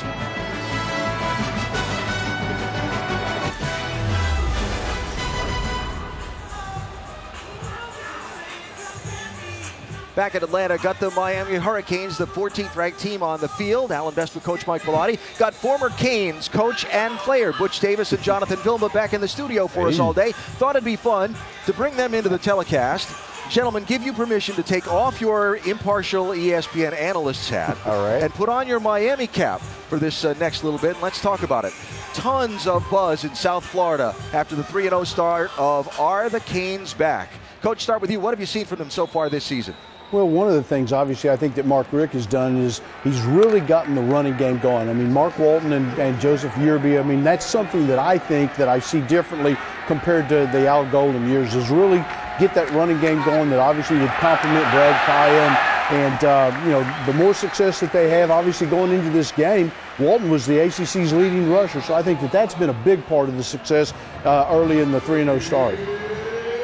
For me, I look at the defense. Yeah, I look at the defense. I look at the team as a whole, the way that they execute now, the way that they're accountable. You see the defense is a lot faster than last year, and it's not the players are any faster. It's that they can go faster. They're not thinking as much. I like that on the defensive side. And then, of course, Butch mentioned offensively, it is this lineup, run the ball. And, of course, we have one of the best quarterbacks in the ACC in Brad Kaya that we know we can get yards when we need them. You know, last year when we watched them play, I mean, one of the things, Brad Kaya took an awful lot of punishment. The offensive line gave up a lot of hits and sacks, and that running game obviously kind of somewhat protects Brad Kaya a little bit, and obviously, but that's got to be something. If they're going to be a real threat in the ACC division, they've got to be able to get Brad back on track, throwing the football, and have that a complementary two-dimension offense. You know, Mark Richt's hiring was, what was hoped for was it was really going to re-inject a lot of energy into the alumni base, the former players, the former coaches, the fans who maybe, I'll say, grown a little negative and a little weary down in South Florida. It wasn't a maybe. It wasn't a maybe. We did not like what we saw, trust me. I was trying to be polite. So I know it's a small sample size. We're only 3 games into the season, this, 3.5. Are you seeing that energy? Are you feeling that energy? I am. I see the energy. I feel the energy.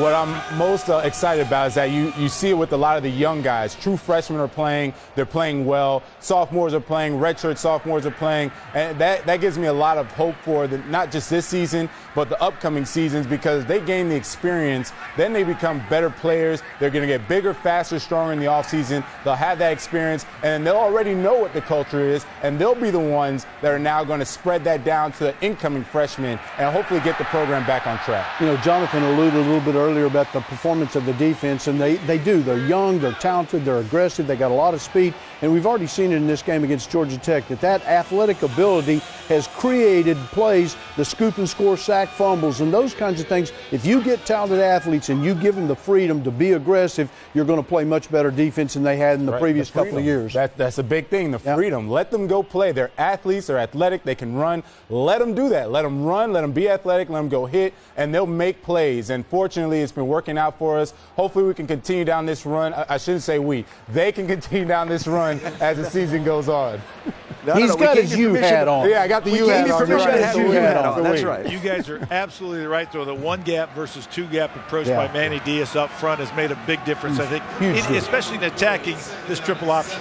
Yeah, and you know, one of the things against this triple option, they've given Georgia Tech, and you've got to give them enough negative plays to put them behind the sticks where they have a hard time making conversions on first downs and second downs in the passing game. And obviously, you know, Georgia Tech, and Jonathan and I talked about it, and Mike, I know you guys have already alluded to it. When you play Georgia Tech, They eat the clock up, and they're doing the same thing. These drives for 6-7 minutes, and all of a sudden now Miami looks up, and you can't have what they did in the first half. You can't have those 3 and outs where you throw passes, and all of a sudden all you burned was 24 seconds, and you give the ball back to Georgia Tech. Yeah. All right, Coach Jonathan, Canes hat's off. ESPN analyst's hat's back on as Tech's got a nice drive going. Thanks for sharing some time with us here. Thanks, guys. You're welcome, guys. Thanks, guys. Butch Davis, Jonathan Vilma back in our studio. Georgia Tech indeed with a very nice drive deep into the red zone here of Miami, trying to get this game a little bit closer. Pushing to the outside, J.J. Green inside the 10, knocked out of bounds by Shaquille Quarterman. This is vintage Paul Johnson right now. He's been mixing the dive with the pitch, sort of keeping the defense off balance, and they're getting great plays, but the dive plays, the straight ahead plays, have really loosened up the defense. So 4 yards on first down, 2nd and goal. 4 minutes almost on the drive. And now the 8th play as Tech looks to see if they can close this game down within 7. Justin Thomas, 7 of 8 on the day, throwing the ball. Maybe take the lead in offensive touchdowns for the game, but not the lead on the scoreboard. Play clock at 4, 3. Just barely got it off. And flags come in everywhere as the ball hit the ground.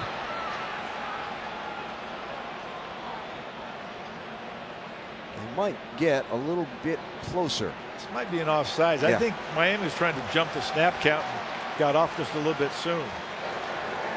Offside, defense, number 95, 5-yard penalty, 2nd down. That is the first penalty of the game for the Hurricanes. And it is called on Big Anthony Moten, the junior from Fort Lauderdale. So now closer to the goal line. And Georgia Tech can still get a first down at the 1-yard line. You really don't want to give anybody any help down in the red zone. No. Especially when the play clock is about to run out of them. As a dive inside, hit, smacked right at that 1-yard line. Dedrick Mills ran into a green shirt that just stood him up and set him back. Was that Quarterman? I believe it was. Did they get the first down? First down, Georgia Tech at the 1-yard line. 1st and goal. You got to hope to create a disturbance to put the ball on the ground because it's tough to stop this Georgia Tech offense inside the 2-yard line.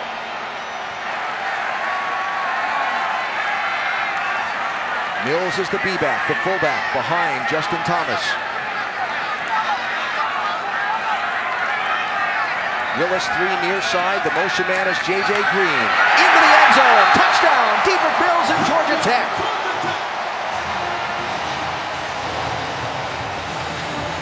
Georgia Tech won the battle of pad level right there, which they have the majority of the time in this drive.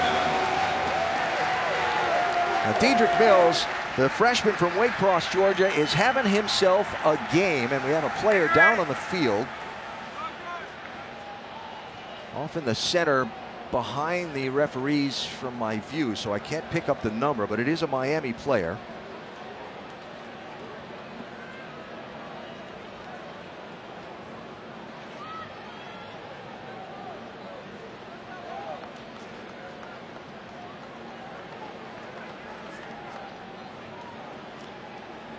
Don't want to misidentify the player that's down, so we'll wait on that. With the Miami medical staff there attending to him. Dedrick Mills, again, having a terrific game into the end zone again. And that capped off a 65-yard drive that took 5 minutes and 20 seconds off the clock for Georgia Tech. And it's potentially going to get them to within a touchdown.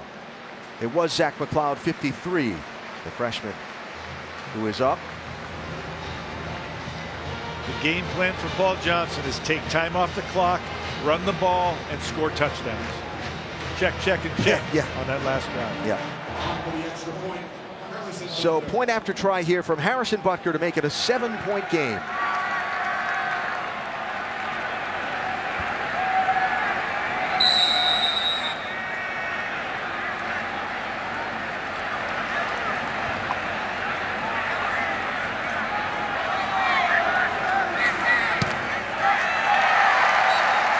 penalties to set the drive back. Hung on to the ball.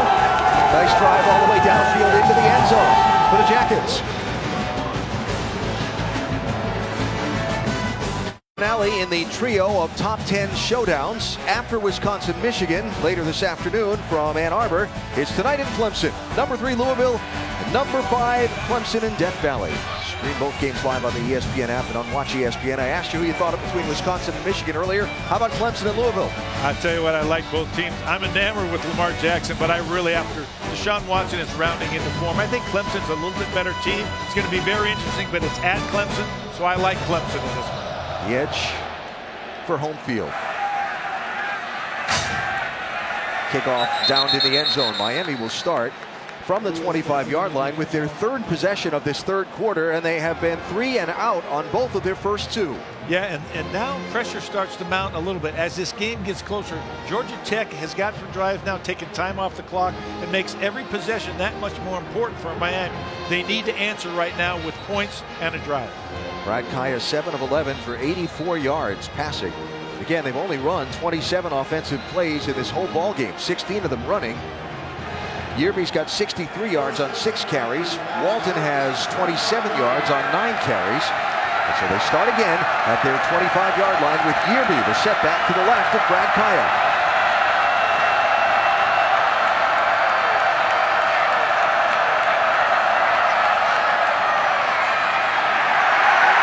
Not much doing. Kashawn Freeman, 42, again leading the charge in the center of that Tech defensive front.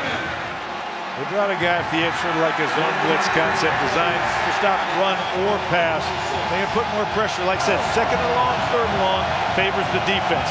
Miami should try to get half of it back or get to a manageable third down situation. Kaya in the gun now. Obviously a lot of opportunities from the pass or the bubble screens. Little home crowd pressure being applied also.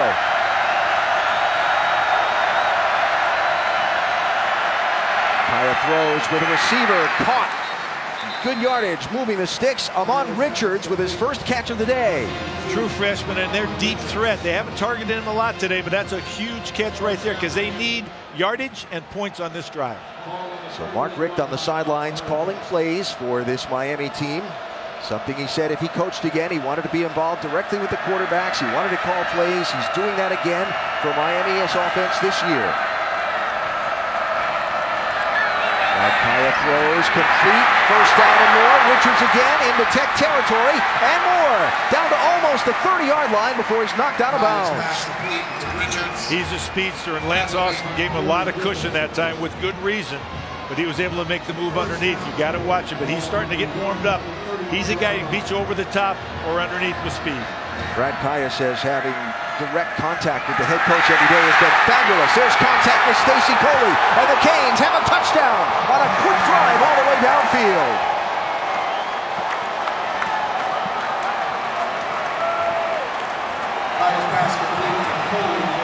Question asked and answered of this Miami offense. 75 yards in a hurry for the touchdown.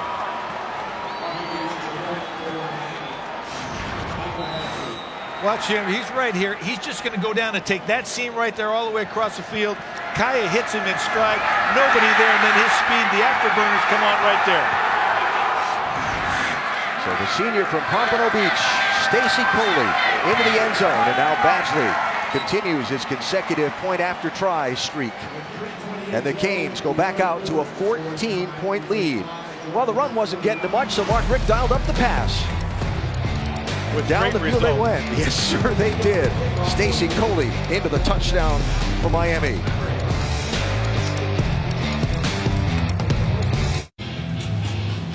Back in Atlanta, where the very sizable crowd of Miami supporters who've made the journey to see the Canes take on Georgia Tech just got a thrill as Stacy Coley went into the end zone right in front of them and put the Miami team back out front by 14.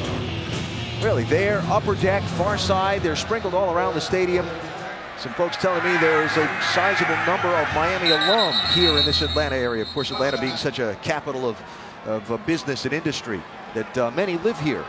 Business and commerce, but you're right, they're sprinkled throughout the stands today. The difference in this game so far is Miami can score quickly via the explosive play. Georgia Tech has to work at it, so they have to make sure that they can take advantage of every possession they have also. So they came out to start the second half. Pressure was on the Georgia Tech defense. They got the stop, got a couple of them, went down. The offense did, scored points, but now Miami squishing that bubble of hope that had begun to grow around Bobby Dodd Stadium. Can the Tech offense get back downfield and get the fans back into it again? Justin Thomas to throw. In trouble. And will be tripped up as he tried to make something out of it. Trent Harris, 33, got a hold of his feet. Credit the Miami defense. Paul Johnson is having to call more passes on first down. Normally he would like to run and only throw passes when he needs to. He's throwing passes on first down to loosen up this defense, but there, great coverage, and finally the continual pressure caused the negative play. 7th tackle for loss for Miami. They have been terrific at that so far this season. So 2nd and 11 now for the Tech offense.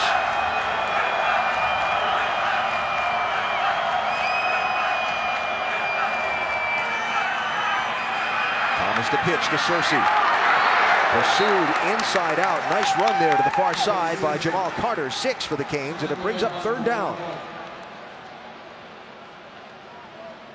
This isn't really 3rd and long. This is 3rd and somewhat manageable for Georgia Tech, but it's a lot longer than they'd like to be.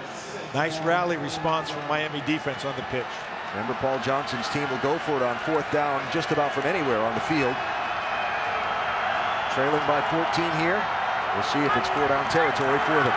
He says it's a feel thing. If he likes the play and feels good about it, he can call it anyway. Play clock at 5. Thomas, backside pressure coming. Will keep it. Knocked out of bounds, just shy of the line to gain. It's going to be 4th down and about 2. Rayshawn Jenkins pursued him to the near sidelines. So 4th and 2. And it looks like the punt team is gathering to come onto the field for Georgia Tech. Ryan Rodwell will do so. Keep your eye on 48 Chase Alford. He's one of the 3 in the middle part of the punt formation. He does have 1 carry this season from that formation. Not this time. Kicks it away. Fair catch signaled for. Barrios brings it in at his own 28-yard line. A look at the college football rankings presented by Allstate. Ohio State up big. A lot of games coming up later on tonight. And a couple of real critical games that we've been talking about. Yeah, that Stanford and Washington are probably going to flip. Stanford's probably going to drop out after sort of waking up last night and finding himself in a nightmare in Washington. They did. Where do you see Washington? I think the Huskies are going to jump up 3 or 4 notches. I think that was a quality win. They've beaten everybody they've had to beat so far this year, but that was one that's going to get national attention.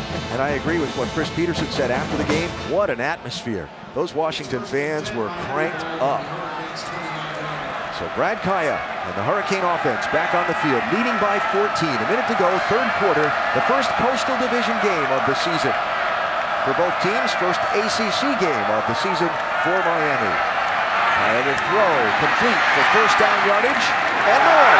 Braxton Berrios all the way out across midfield before he's dragged down from behind by Patrick Gamble. 3 things there. Kaya's getting great protection. He's able to sit in the pocket, let the routes develop down the field. He's making an accurate throw, but Barrios looked like a punt returner, which he is on that play. Came out of nowhere, breaks some tackles, makes some more yards. Kaya 11 of 15 on the day now. 181 yards and counting.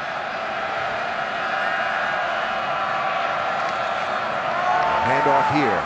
Coming near side, Mark Walton fights for a tough yard or 2, maybe, as we check back in with Chris Cotter. No tough yards in Stillwater. They're pretty easy to come by here in this game between Oklahoma State and Texas. Mason Rudolph finding Jalen McCleskey here. Shakes off a tackle, splits a couple of others. He's going to score. Oklahoma State extending their lead now to 12 on ABC. All right, Chris, so a lot to keep an eye on this afternoon. That Notre Dame-Syracuse game has been back and forth. Iowa State-Baylor's closer than one might have expected. And we reach the end of the 3rd quarter.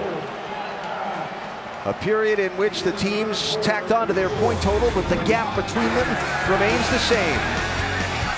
Tech rounding out a long drive. Miami with a quick strike, and it's 35-21 headed to the fourth.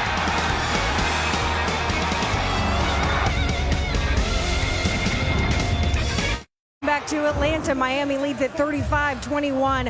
When Brad Kaya was a true freshman, he used to practice calling plays into his bathroom mirror. He said he wanted to gain the confidence so that he knew he could call it at the line of scrimmage. He says he doesn't do that anymore, but he does do a lot of visualization.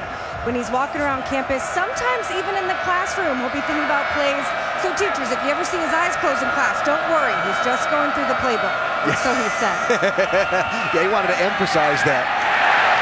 Nice defensive play by Antonio Simmons in the Miami backfield. So Brad Kaya threw his 50th career touchdown pass earlier in this game. That moves him into third all-time at Miami. Think about quarterback U. He trails only Ja'Cory Harris in second and Ken Dorsey, the all-time leader in Miami touchdown passes. I recruited those guys. I like them. They're great quarterbacks. I also had some quarterbacks after practice voicing out the cadence because their voice wasn't deep enough. I had to make them yell louder. They were freshmen, They were freshmen. Yes. So third down here for the Canes. Hit as he throws and incomplete. Into the defensive backfield, Antonio Simmons again with a play for Georgia Tech. And it's fourth down.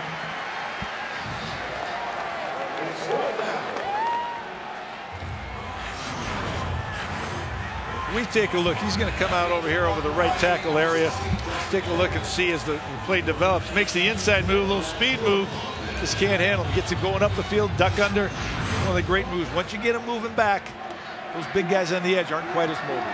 So two big defensive plays by Antonio Simmons on that drive. And now the Miami punter, Justin Vogel, will try and pin the Jackets deep. They come after it. Don't quite get there. With the pressure, enough to force the punt to be angled toward the sideline. Waiting for the spot, waiting for the spot.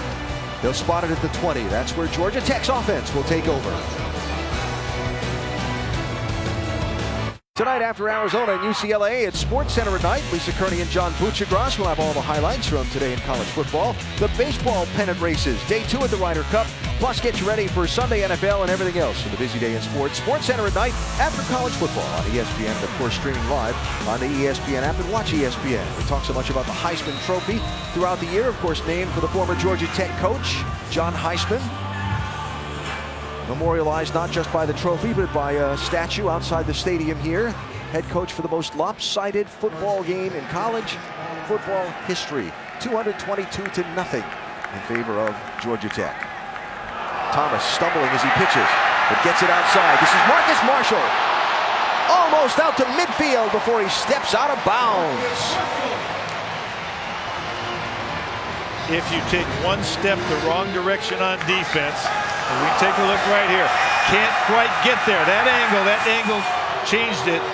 One step the other direction, and now you don't have the speed to run the alley. So massive gain of 27 for Georgia Tech. And for the sophomore from Raleigh, Marcus Marshall, spot the ball at the 47-yard line and a fresh set of downs for the Jackets.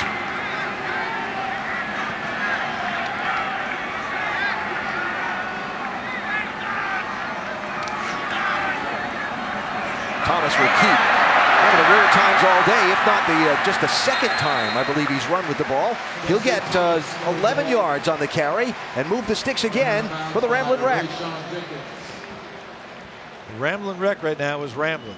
They've got a chance. They've got the number. They're going, changing up the look and changing up the launch point for the quarterback in terms of where he's running or pitching. And that's good against the Miami defense. Correct myself there, Coach. That was Thomas's first carry all day. All the other situations he got dropped in the backfield were passing situations.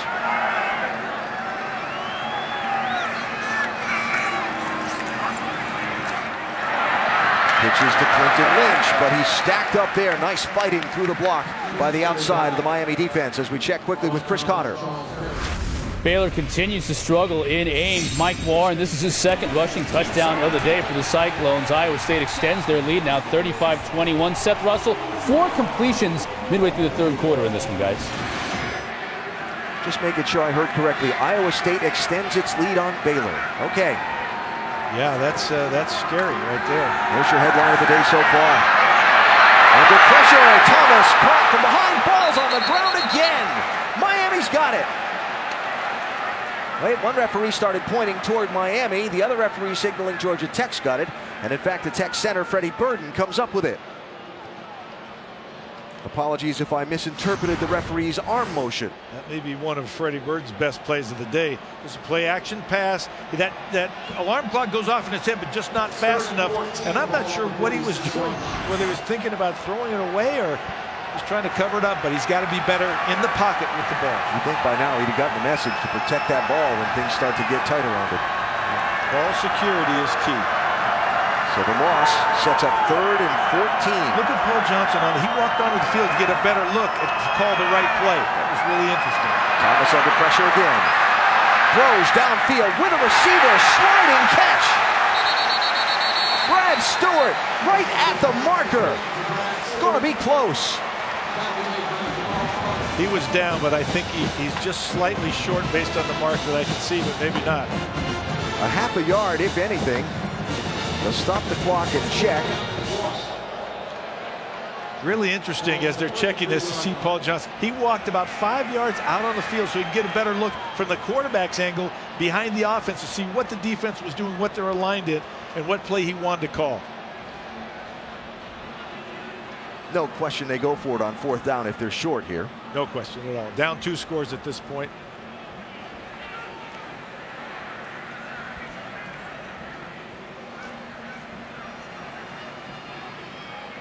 Do they get it, or how much are they short by? Missed it by that much. Not a football. So 4th down. They have gone for it on 4th down one time today. They did convert.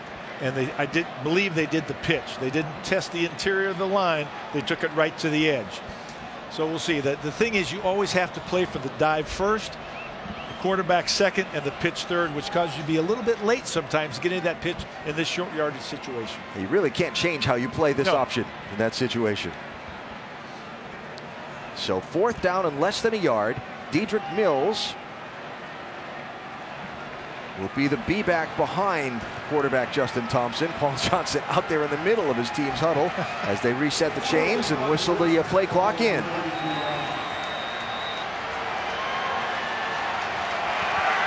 Huge moment in the ball game right here. Difference maker for both teams.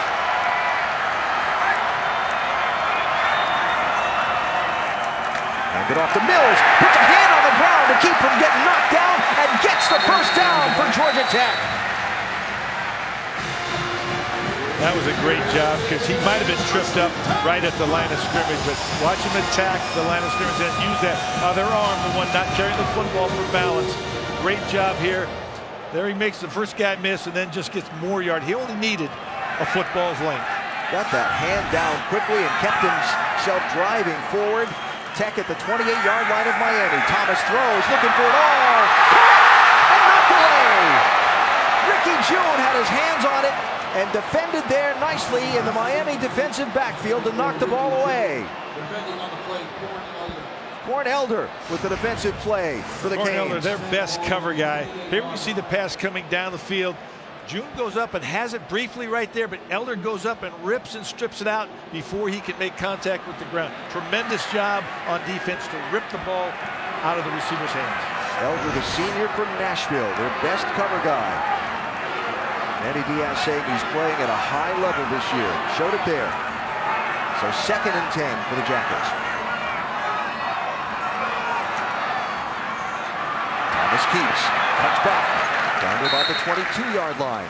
It'll set up a 3rd down and about 4 or 5 for Georgia Tech. The other thing about Corn Elder, he's an acknowledged cover guy, but he's a better tackler this year, playing a more physical game, a total game of football. A lot of pro scouts like him a lot.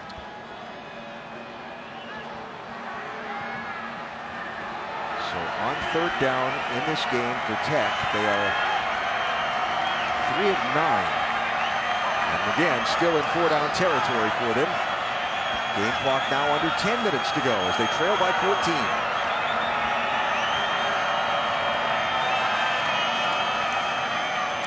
Thomas with the pitch. Marshall again. Stacked up, strung out, knocked down by Rayshawn Jenkins, who came up from his free safety spot, and it brings up 4th down again. I love that. Stacked up, strung out. I think that's exactly a description of what happened on that play. Now brings up a 4th down where the entire field has to be defended by Miami from both a pass and run standpoint. Very difficult advantage Georgia Tech.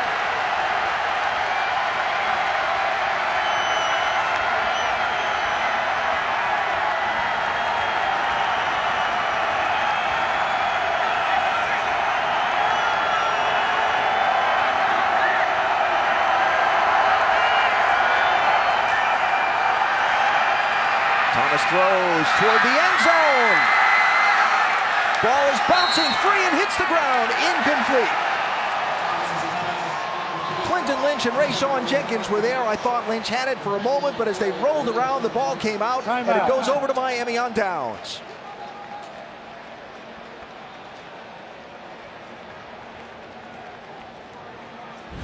Very close play, highly contested football. We can see both guys go for it right here. In the receiver's hands, briefly, but ripped out by the defensive back. Tremendous job again by the Miami defense. Week 4 Monday Night Football features Eli Manning and the New York Giants taking on the undefeated Minnesota Vikings at the new U.S. Bank Stadium in downtown Minneapolis, 8:15 Eastern, ESPN. Coverage starting, of course, with Monday Night Countdown served by Applebee's at 6, and it always streams live on Watch ESPN. Boys, in that stadium, some kind of beautiful. Absolutely. I tell you, I worked with Eli Manning at the Manning Passing Academy. He and I taught the 5-step drop. The kids listened to him more than they did to me. How about Sam Bradford shining for the Vikings? As Brad Kaya throws, dumps it off to his tight end, Christopher Herndon. He's got yardage down the sideline. One man to beat in a big collision, but Lance Austin knocks him out of bounds. Massive play for the Hurricanes.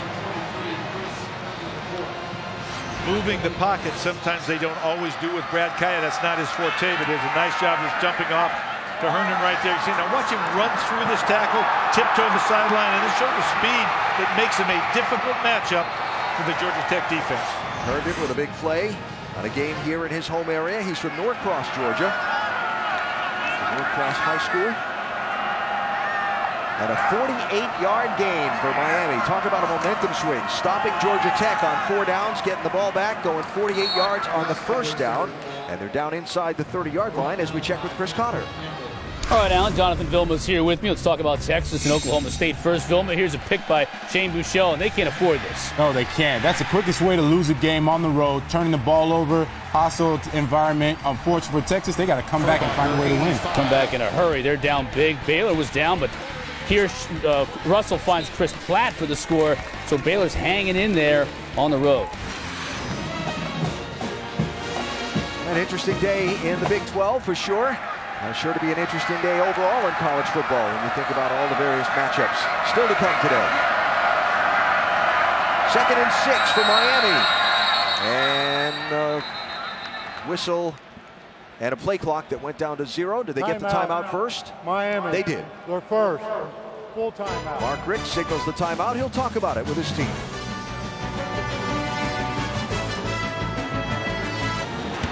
Celebrating its 12th year, sponsoring the Good Hands Field Goal Nets, All-State making contributions to participating universities' general scholarship funds for each field goal and extra point kicked.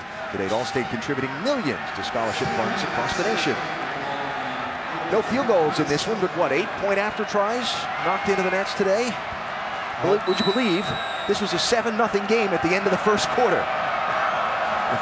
Those defensive touchdowns have been the difference and still remain the difference in this game. There's Gus Edwards with the carry for the Canes. Close to 1st down yardage. Late flag comes in. Actually, 2 flags. One down in the offensive backfield. Another thrown at the point of the tackle late. So may have 2 separate fouls here that David Epperly and our ACC officiating crew will sort out. Haven't seen a lot of penalties in this game, but a couple of critical ones on Georgia Tech's offense have stalled drives earlier in the first half. Hurt them badly. There are 2 fouls on the play, both on the offense. 1 live ball, 1 dead ball. They will both be enforced. Personal foul, illegal block below the waist on the offense, number 86. After the play was over, personal foul, offense number 86. 30 yards and total penalty, second down. So David Njoku, the junior tight end, tagged twice. Watch him right here. He's going to try to block and cut off. He goes down low there, which is legal at that point. Then he comes back in and just does the late hit. And I'm not sure what the block or the waist was or whatever, but the reality is that last one cost him. That's a huge penalty. I mean, you talk about, whoa, I can't even count. How many yards is that? Well, 30 yards in penalties there. Yeah, so. Up to that point, Miami had only been tagged for one penalty in the whole game. Beyond my human abacus right there. I know, you ran out of fingers and toes. Yes. I was a little worried when you started peeling off the shoes and socks there. So the Canes all the way back on their own side of the field at the 43-yard line. They need to get to the 21 at Georgia Tech. Walton's carry, P.J. Davis on the stop. Third down. And here's where I take off all my shoes and socks to count third to go. Yeah. Well, I'll just let our graphics gang do it. How far we got to go here, gang? 33, all right.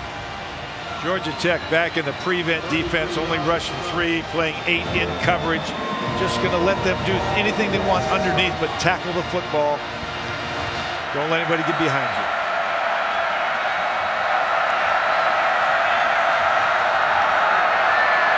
Pressure, Kaya dumps it off. Got some running room. They've got a lot of white jerseys closing on Mark Walton. And he'll be stopped just outside the 40-yard line at about the 41. And it'll bring up fourth down for Miami.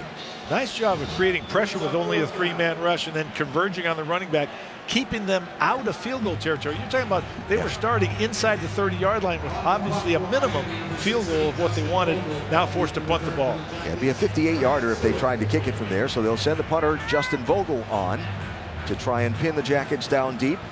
Less than 6 to go, leading by 14. The Jackets have blocked 16 kicks since 2003, most in the nation. Gosh, well, he was pushed into it. The referee quickly signals fair catch made at the 4-yard line. And so that is where Georgia Tech will take over the ball. Those are the Miami supporters in the corner of the stadium, I believe, with the ooh. But quickly, the referee signaling pushed into the kicker right there. See the signal, top left.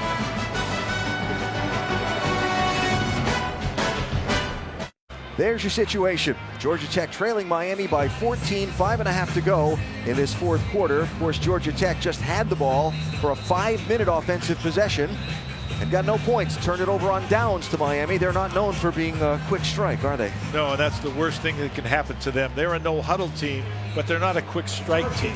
They have to work for it. They want to get in the right play. They're going to have to go away from their general operating principles. Their comfort zone. That'll be half the distance to the goal. Little flinch. Start. Offense, number 1. Half the distance to the goal, first down. Play Searcy. Paul Johnson says, just run the same play we just called again. You know that signal. I do, yeah. Well, as we know, he shuttles players in and out on every play with the play call, kind of old school. But that time he told Searcy to stay in there. Gave that, do it again. In his own end zone, Thomas throws. Has Searcy. Gave up a couple yards, was as far forward as the 10. Dropped a couple when Sheldrick Redwine got a hold of him. And so it sets up now second down for the Jackets. They've got a lot of field to cover and not a lot of time to do it in. Nice open field tackle, and you're right. Right now, Miami's going to be content on defense. Tackle the ball inbounds, just keep that clock running. Nothing over your head. Al Carter, Rashawn Jenkins back in the safety positions. There's a back shoulder throw. Tried to get it out to the outside to Mikel Lance-Davis. Ball not really reachable by him. And he was well covered by Cornelder also. As you said already, this is not their forte. They don't really want to be throwing every down. They want to keep the defense honest. The first thing they got to do is they've got to gain about 7 more yards here to keep this drive going.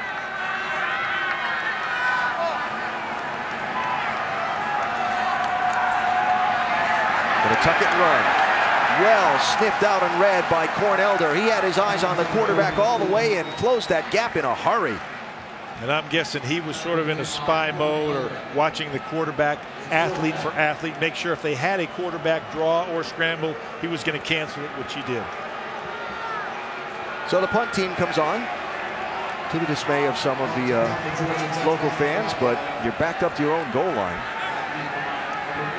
Yeah, there's not a lot. I'm not sure I would trust going for it on 4th down here. Ryan Rodwell kicks. Braxton Berrios signals for the fair catch and takes it at the Georgia Tech 49-yard line. Here are the 2 plays that turn this whole game around. Trent Harris coming off the edge, gets a free shot on the quarterback, falls on the ground, and Shaq Quarterman scoop and score. He's in the country, take it to the house, and then falls on the ground again. Joe Jackson, great bounce to him, and another true freshman scoring the touchdown, the difference in this football game. So those plays turn the whole game around. Miami scoring 21 points in 1:38, 14 of them off turnovers. Those 2 fumbles and scoop and scores came just after Miami scored an offensive touchdown. And that really has been the only thing, correct me if you think I'm wrong, but the only thing that separated Tech and Miami today. If you look at the stats, Tech's done what it wanted to do. I agree 100%. Those 2 mistakes have cost them, and that's the difference in the game. Now Miami on to try and grind a little clock. Joseph Yearby running into one of his own players as he tried to sidestep and fell down. And timeout signaled here by Georgia Tech. Timeout. They'll try and stall a little clock here. Of course, our top 10 matchups still to come today. College football on the ESPN networks, particularly on ABC today. Wisconsin, Michigan, 3:30 Eastern, 8 versus 4 in Ann Arbor. Then tonight, up the highway a little bit in Clemson. Louisville and Clemson, 3 versus 5 in the ACC. Both games streaming on the ESPN app and on Watch ESPN app. No questioning that Jim Harbaugh has made a big difference in this Wolverine program in a short period of time. Got him into the top 5 in rankings. Now we find out where they really are. Well, I think he's done a great job. He's a great recruiter. He's obviously very innovative in that regard. He's also a great football coach and get it done on the field.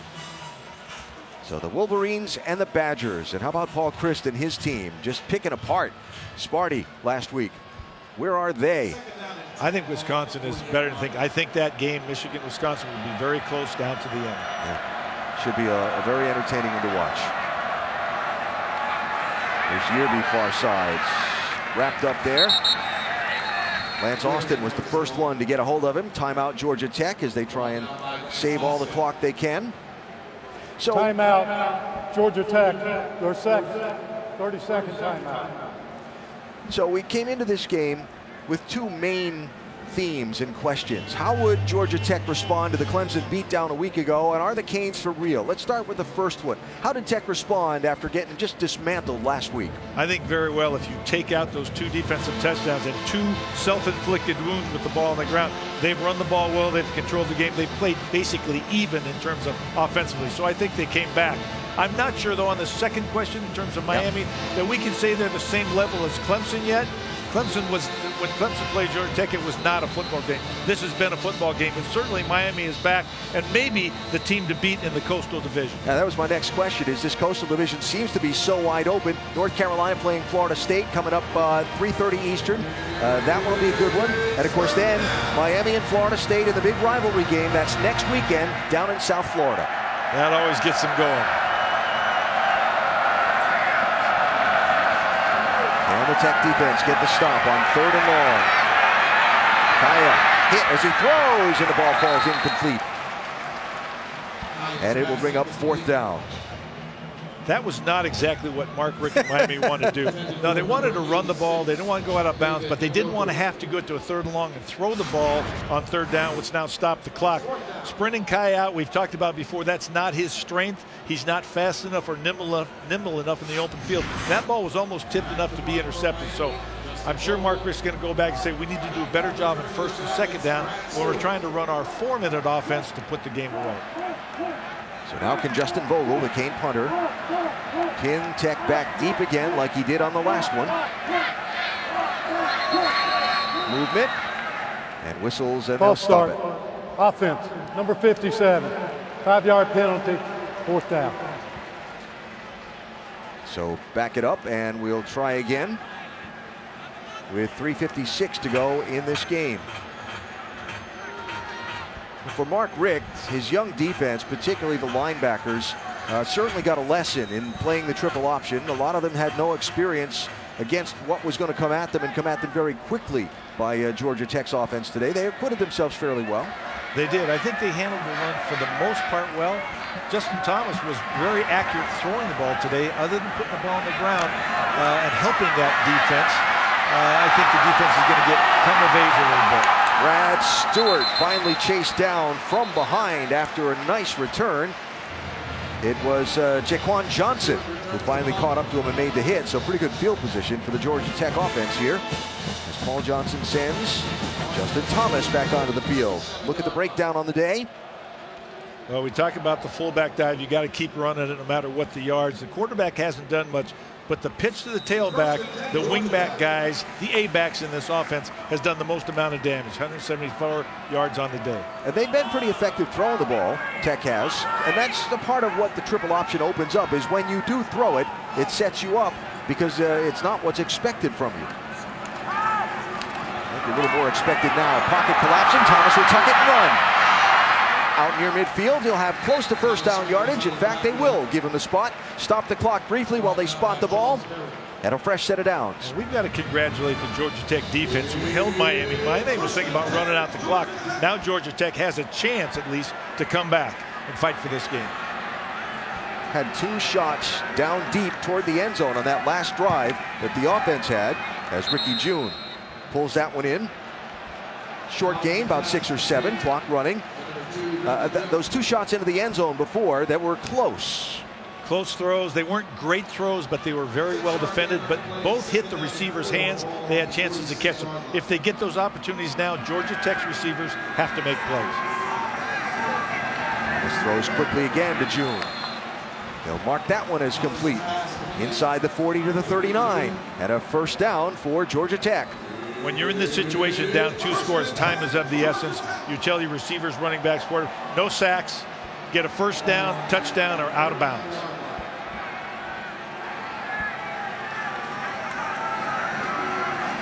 Thomas going to throw, looking in the vicinity of June, but I'll tell you what, if June had caught that one, Jamal Carter had radar lock on him. Well, he disrupted that route, didn't allow him to get clean into that hole between the safety and the corner.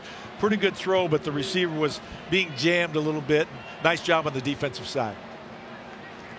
So the rare huddle here by the Tech offense. 2:41 to go, down 2 scores. They're not fooling anybody now. Every play becomes important. They want to make sure everybody's on the same page. Yeah, if the clock stopped on the incomplete, why not? Take a minute, regroup. Thomas heaves it near side. June fighting there. Incomplete.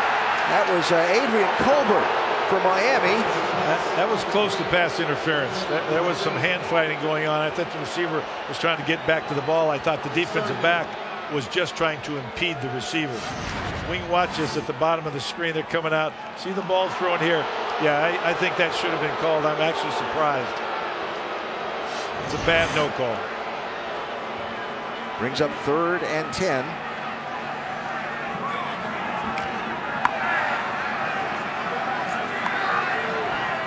It doesn't really matter. We're in 2 down territory, 4 down territory. Miami bringing some pressure. Ball tipped. Far side, Chad Thomas got a hand up on the pass, and it sets up 4th and long. Danny Diaz says Chad Thomas is emerging into leadership on the field for this Miami defense. Mark Richt says he's becoming explosive. The junior from Booker T. Washington High School, one of the great and famed high school football programs in South Florida, having a great season. Well, one of the best pass rushers and playmakers, but he also came into this game 2nd leading tackler on the team. So he's doing it all. So fans from the U in the corner trying to make some noise. It's 4th down and 10.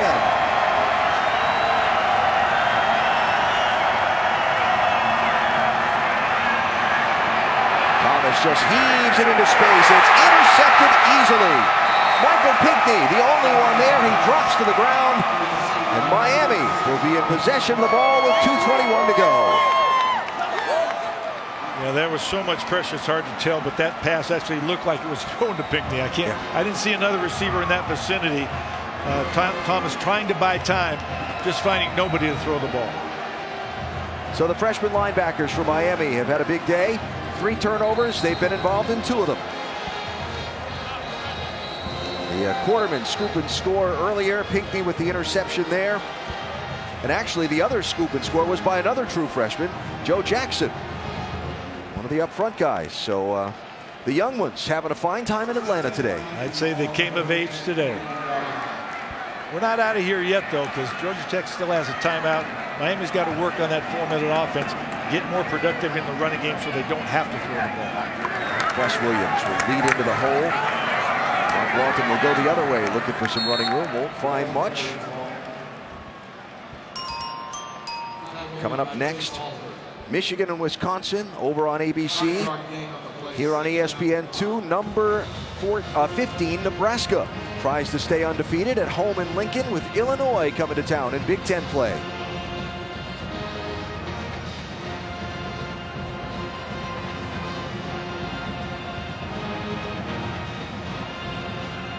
So the Hurricanes with their first ACC game of this season. Inside 2 to go, up by 14. When we had Butch Davis and Jonathan Vilma on earlier, I didn't want to mention the Florida State game because nobody wants to look ahead. But Florida State is next for Miami. The big rivalry game in South Florida. Timeout called. It should be Georgia Tech's last timeout. And it is. Look at the schedule. Now that they got their non-conference play out of the way. Florida State, North Carolina, at Virginia Tech, at Notre Dame, Pittsburgh. Doesn't get any easier the road ahead for the Canes. No, I'll tell you what, that is a very tough schedule. Very tough 4 consecutive weeks of playing people in Florida State. I'm not sure what to think about them, in all honesty. Yeah. I think they've recovered a little bit from that beatdown they got, but the reality is they're still one of the most quality football teams and have the best recruits in the nation. Virginia Tech playing better. Notre Dame, not sure about Notre Dame, but Pittsburgh I like, and Pittsburgh is a tough football team that can run the ball. James Conner coming back, what a boon to that team he has been. Notre Dame up by 20 on Syracuse. The Florida State-North Carolina game comes up next at 3:30 Eastern over on ESPN. And the time and network for Florida State and Miami will be determined later on tonight. One of the 6-day picks in the television process, if you will. So stay tuned to find out where and what time you can see that game next weekend. Did he get the first? Yes, first down Miami, as Mark Walton gets the yards needed, and so the clock will run now inside of 1.5 minutes to go. Nice job by Walton. We talked about the fact that he presses that line of scrimmage, but he also finds the open gap, got the necessary yardage to almost put this game away. So Mark Richt will stay undefeated as a head coach here in Bobby Dodd Stadium. Never lost here to Georgia Tech as the head man down the road in Athens in Georgia. And he will come on here for the first time as the head man of the Miami program and pick up a win. Put the play clock at 40 seconds. Start both on my signal. Now we'll be 9-0 all time at Bobby Dodd Stadium. Will Coach Richt be? He talked to us about, the process and the challenges of coming in and taking over this Miami program and trying to establish the program in the mold that he wanted it to. And one of the big things he said to us was consistency of message. All of his coaches and all of his staff all on the same page. And so whether it's a walk-on player or one of the stars of the program, they're delivering the same message consistently to the players. And so the players all understand. If they say A, then it means A. That's exactly right. A culture of character. And the consistency of message is important. A lot of people have worked with him. Andy Diaz, he knows from before. And the reality is he has his players believing that it's important to do the right thing, not just on the field, but off the field as well. So Miami goes to 4-0 with a win on the road at Georgia Tech. 35-21 will be the final score. Georgia Tech will fall to 3-2. Doesn't get any easier for the Yellow Jackets as they head up to Pitt next for a game next Saturday as ACC play continues. So 2 scoop and scores were the difference in the game. Other than that, Georgia Tech played Miami fairly evenly. But those two opportunistic touchdowns by the Miami defense are the difference in the day. And Chris is now with Coach Rick. Well, Coach, let's talk first about your defense. Given all the injuries, the personnel changes, what did they prove to you today? Well, they're well coached. They're playing hard. You know, we had some opportunistic plays that put points on the board, which is rare. It happens rarely to have two like that in the same game. But just really proud of all of them. As you enter the tough part of your schedule, you said there were several things you wanted to improve upon. Now that you've won your first big test, what's your assessment of your team right now? Well, we won the game. You know, you kind of win and move on. And when it comes time for trying to become division champions, and that's what everybody's doing in the ACC, SEC, everybody. Everybody's trying to win their division. We've played our first one, and we're 1-0, so we're thankful. Appreciate the time. Good job. Thank you. Yeah, it'll be a happy flight down to South Florida for Mark Richt and the Hurricanes as they walk away from Atlanta with a 35-21 ACC win over Georgia Tech. College football scoreboard presented by Honda is next. So long from Atlanta.